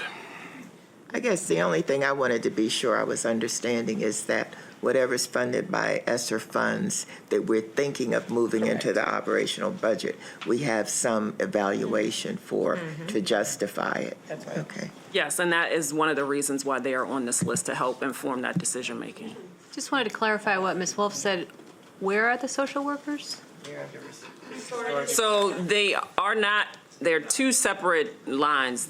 So they are not on here, but they are ESSER funded, so if that is an interest. But you're not evaluating the effectiveness of the social worker. It is, right, it is not about the position or the individuals in the position, but it's about the services that they provide in alignment. They contribute to the restorative justice program. Yes. Okay. Ms. Evans, do you have any questions? So no, what Ms. Rivera-Oven said was similar to what my thinking was around the finance piece to it. But I also was going to say what I appreciate is that we took current board priorities to put them on the evaluation list to begin evaluating them in the very beginning to see, where it's taken us and how it looks. So in the event that we want to course correct or change direction, we can do that. So I was just going to say that I'm glad that we didn't pull a lot of old programs that we're working on, that we're looking at what we're currently doing to see how it's moving the system. No, thank you. Dr. Addison. Ms. Mondrowski, do you have any questions? Ms. Harris? Yes, thank you. And I just, I so appreciate anytime we start any of these conversations talking about theory of action and coherence. it's all about how we are doing a better job of comprehensively evaluating the work that we're doing. And also just following up on Ms. Yang, Ms. Rivera-Oven, and Ms. Evans, the whole, when we were looking at programs, including that evaluation piece of how many students are we impacting based on the amount of money we're spending on the program, because I think we do have a history of spending really, really large amounts of money on programs that affect very, very few. And I think we're going to have hard conversations during this operating budget season, and that's going to be important information to have. I think we may have to make hard choices. And I do, so just a little flat, coming attractions, and Ms. Rivera-Oven, Ms. Mondrowski, and I, the mighty Fiscal Management Committee, one of the things that we'll be doing in our next few Fiscal Management Committee meetings is building kind of both an ESSER tracker piece to the way we look at the fiscal work we're doing, and also a base budget review. And so this kind of evaluation is going to be really helpful to us as we look at the funding streams, and I appreciate you talking about that a little bit as we look at each program, depending on the recommendations that come forward. Where are we going to be looking at a stream of funding to continue supporting the programs that we want to continue to support? And the one question I had, and thinking about this, I really appreciate that we have the two-way immersion here, because some of our innovative programs were really just getting started when COVID hit. It makes it very, very difficult for us to, whatever the underlying overarching evidence base and purpose for implementation was initially, it was very hard for us to analyze effectiveness. And so wondering if and no is a good answer, a fine answer, when we'll be taking that same look at our innovative calendar schools. And I'm reflecting on the testimony that we heard earlier today from Ms. Favir. Yes, so for innovative school calendar, we completed a program evaluation maybe 2.5 years ago. And we have an update to that. We did not engage in stakeholder feedback for the update, but really looking at outcomes. So the initial report, which I'll just verify, and if you have not seen it, we can make sure that comes to you. But you can see the initial report, and then the findings from the outcome evaluation from the 22-23 school year is on the horizon. So you'll see that in the next 2 to 4 weeks. Okay. Oh, good. Thank you. Because I think that's a very difficult program to evaluate given the pandemic circumstances. So thank you. Mr. Said? Yeah, just one quick question. Something that, I've looked at and I've tried to kind of get more info on, but I haven't been able to, that I think students would be interested in, is about the Math Coaches program. So can I hear more about kind of what that looks like in schools, when they operate, just so, because I know that that's going to try and make up for some of the learning loss we experienced over COVID. So I just kind of want to know how the Math Coaches, kind of operate and everything like that. So I will defer to Dr. Pugh. Dr. Logan to come and speak to that from a curriculum and instruction. Perfect. Thank you.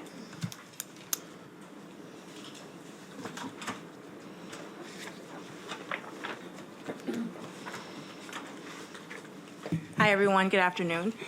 So we're super excited about our, our Math Coaches. We have 12 coaches, 9 that will be in our elementary schools and 4 that will be in our middle schools. They are already in schools starting this week, working with teachers, planning. Each coach is going to have 4 or 5 schools. They live in the schools, so they are in the schools constantly. They'll be at each of those schools 2 to 3 times a week, providing specific coaching to teachers, working as they're planning and engaging in curriculum study. In the classroom, offering teachers feedback on instruction, modeling instruction for teachers. And so really that direct coaching with the teachers and the teaching teams as they're planning and implementing instruction and looking at data to see the impact on students. Okay, perfect. And, after we kind of evaluate them, are we going to look towards possibly expanding the program based on the findings that we get, this year? We would love that. Okay, thank you so much. I appreciate it. I had some questions about slide 7. How did you decide to evaluate? Why are these Why are these at the top of the list in the universe of all the things that you could have evaluated? Particularly in this slide 7. I couldn't hear the last. This slide 7. Yes. Okay, so going from the bottom up, math coaches and academic opportunity specialists are budgeted accelerators. New this year. New this year. So, and to what Sammy just, Mr. Saeed, sorry, just asked, really just the questions around the impact, what's the value, and going back to the question in terms of, do we carry them forward, right? Are we seeing a bang for our buck? With the cautionary perspective that it's year one. So we have to understand that it takes time to really see a change in outcomes. But again, starting early in terms of examining the implementation of these staff. The central program identification bucket of 3 different ones, we've had a lot of questions through the years since the choice study came, and as a district, we increased equity of access for students. And again, we've engaged in some just quick turnaround outcome studies of a 1-year cohort expectation around the performance, but we really want to take an opportunity to look at the multi-year impact of students who were the original cohort of students who are identified, and are they maintaining the outcomes that we would expect for engaging in that program. So really want to be responsive to the questions that have been coming through the years around this, and recognizing the importance of these programs as they continue in the district. Can I ask you a question about that? Sure. So there's the Center for Enriched Studies, but we've also expanded the offerings to schools, the courses. Yes. So are you looking at that? Yes, we can embed that. And so the previous evaluations that we have conducted did include an examination of the local courses that are available at the middle school. And so that would be a part of this examination as well. I think we've heard a lot from that community in terms of consistency and quality across the school system. And so you're saying we already have? So we have outcome evaluations connected to that. And what I'm hearing from you is an interest more in some of the implementation aspect as it relates to the programming in terms of consistency, because an implementation evaluation would be warranted to get to that piece. And so that's a modification we could make in terms of an evaluation on that I area. think it's a piece of the puzzle. Yes. Anything about? 2A immersion, again, that was proposed in our original FY24 budget around expansion, continuing to provide information around that so that the decision-making related to expansion is informed by what we're finding, and connecting back to what Ms. Harris raised in terms of the impact of the pandemic on implementation. So really want to be able to take a deep dive into what's happening and ensuring that we are well-positioned to move forward. I think the Cal reports had some comments about the 2A immersion program as well.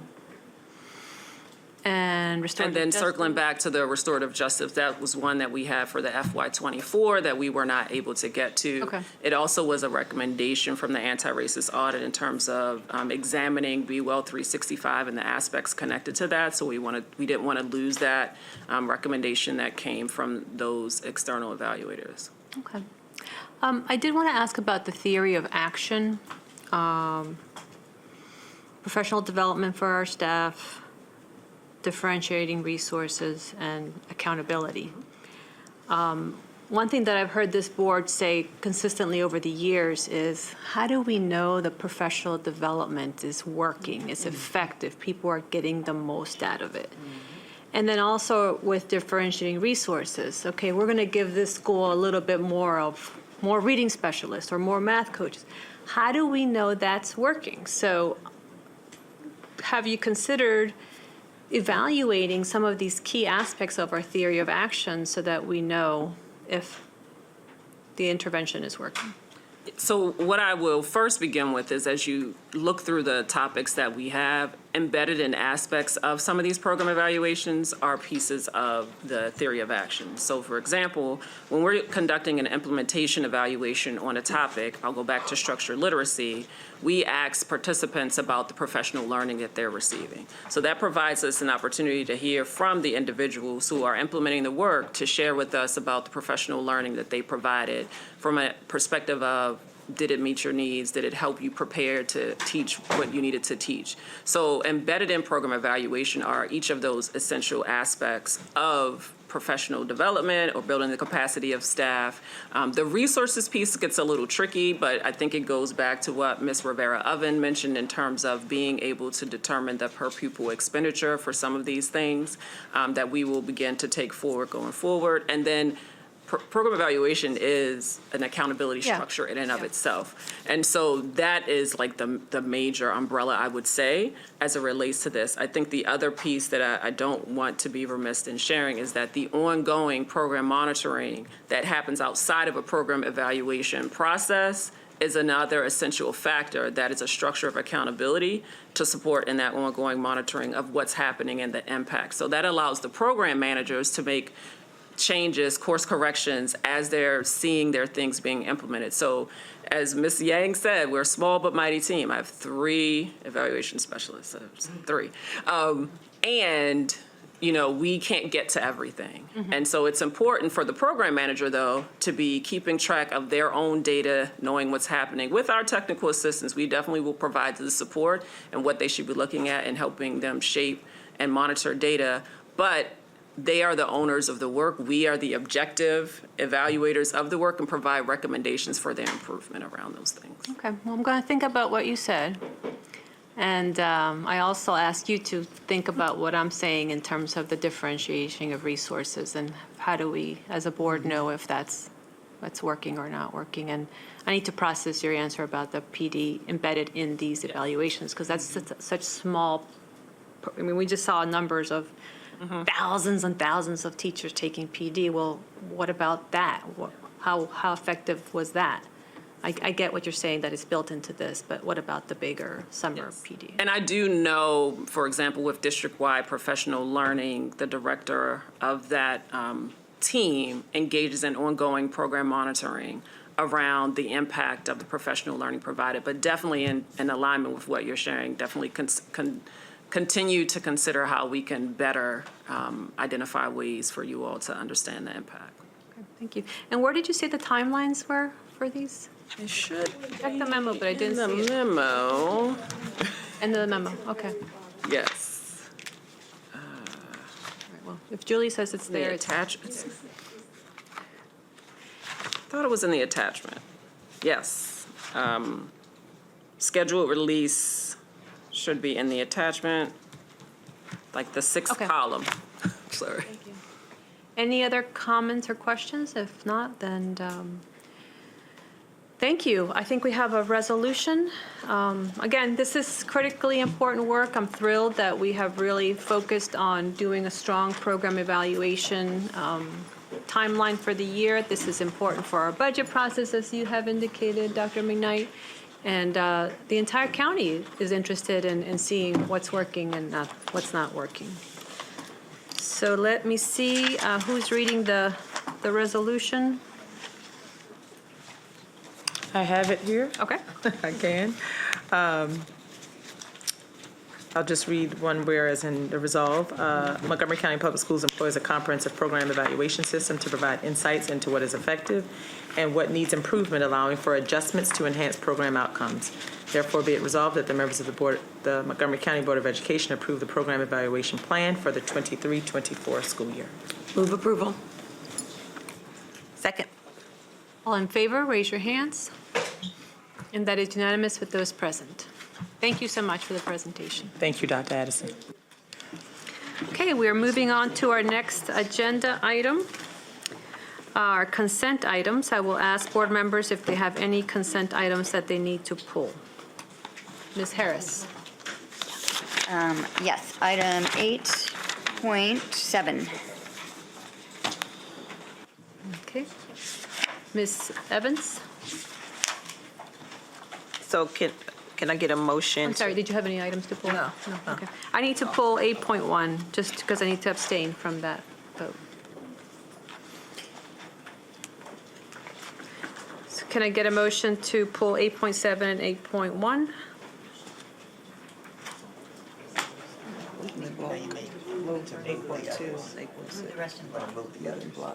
Okay, so can I get a motion to move all but 8.7 and 8.1 in block.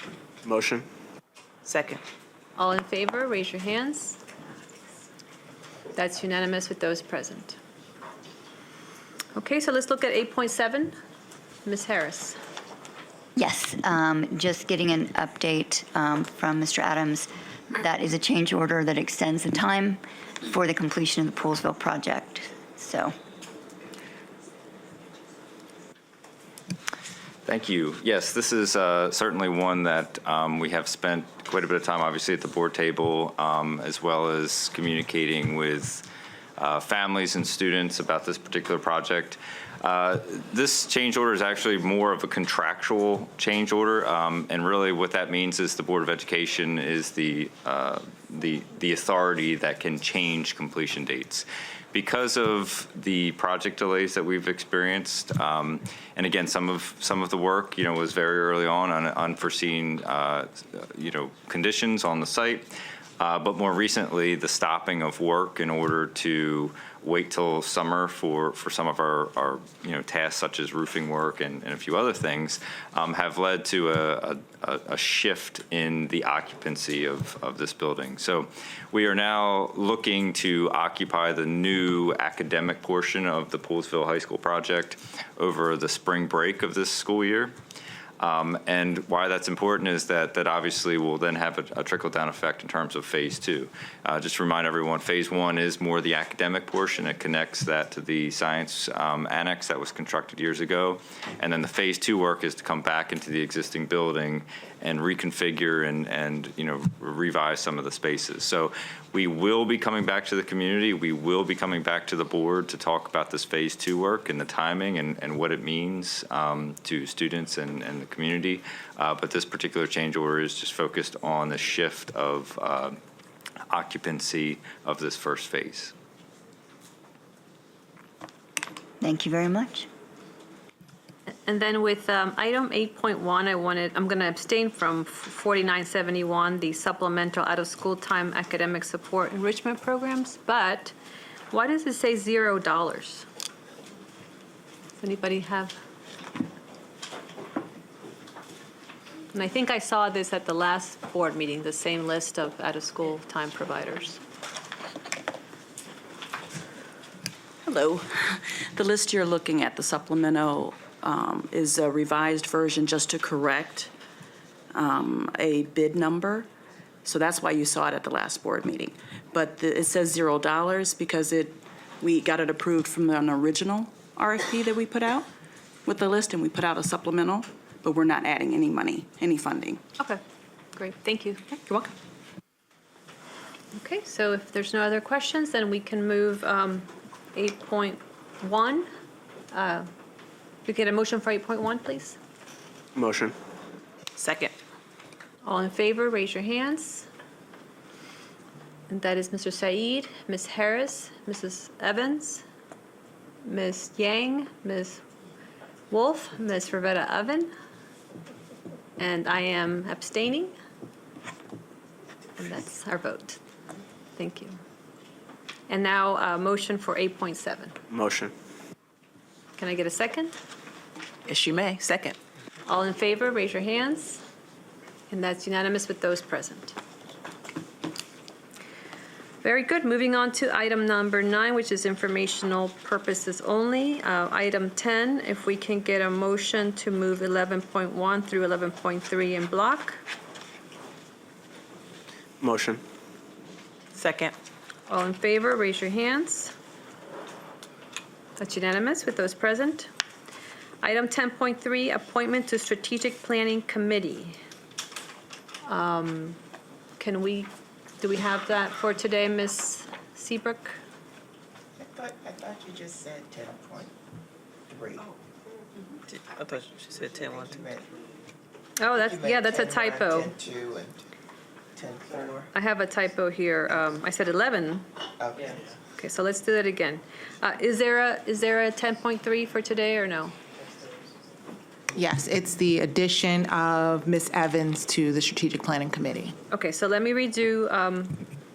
Can I get a motion to move 10.1 and 10.2 in block? Motion. Second. All in favor, raise your hands. That's unanimous with those present. Ms. Seabrook, is there anything to read for that, or? I can read it in for you. It's the resolved that Mrs. Shebra Evans be appointed to serve as a member of the Strategic Planning Committee until November 30th, 2026. This was the vacancy that was created by the former SMOP. Okay, can I get a motion? Motion. Second. All in favor, raise your hands. That's unanimous with those present. Item 10.4, board members, do you have any new business items to bring forward? Seeing none, we can move forward. Item 11 is for informational purposes, and item 12, can I get a motion to adjourn? Motion. Second. All in favor, raise your hands, and that's unanimous with those present. We are adjourned. Okay, good.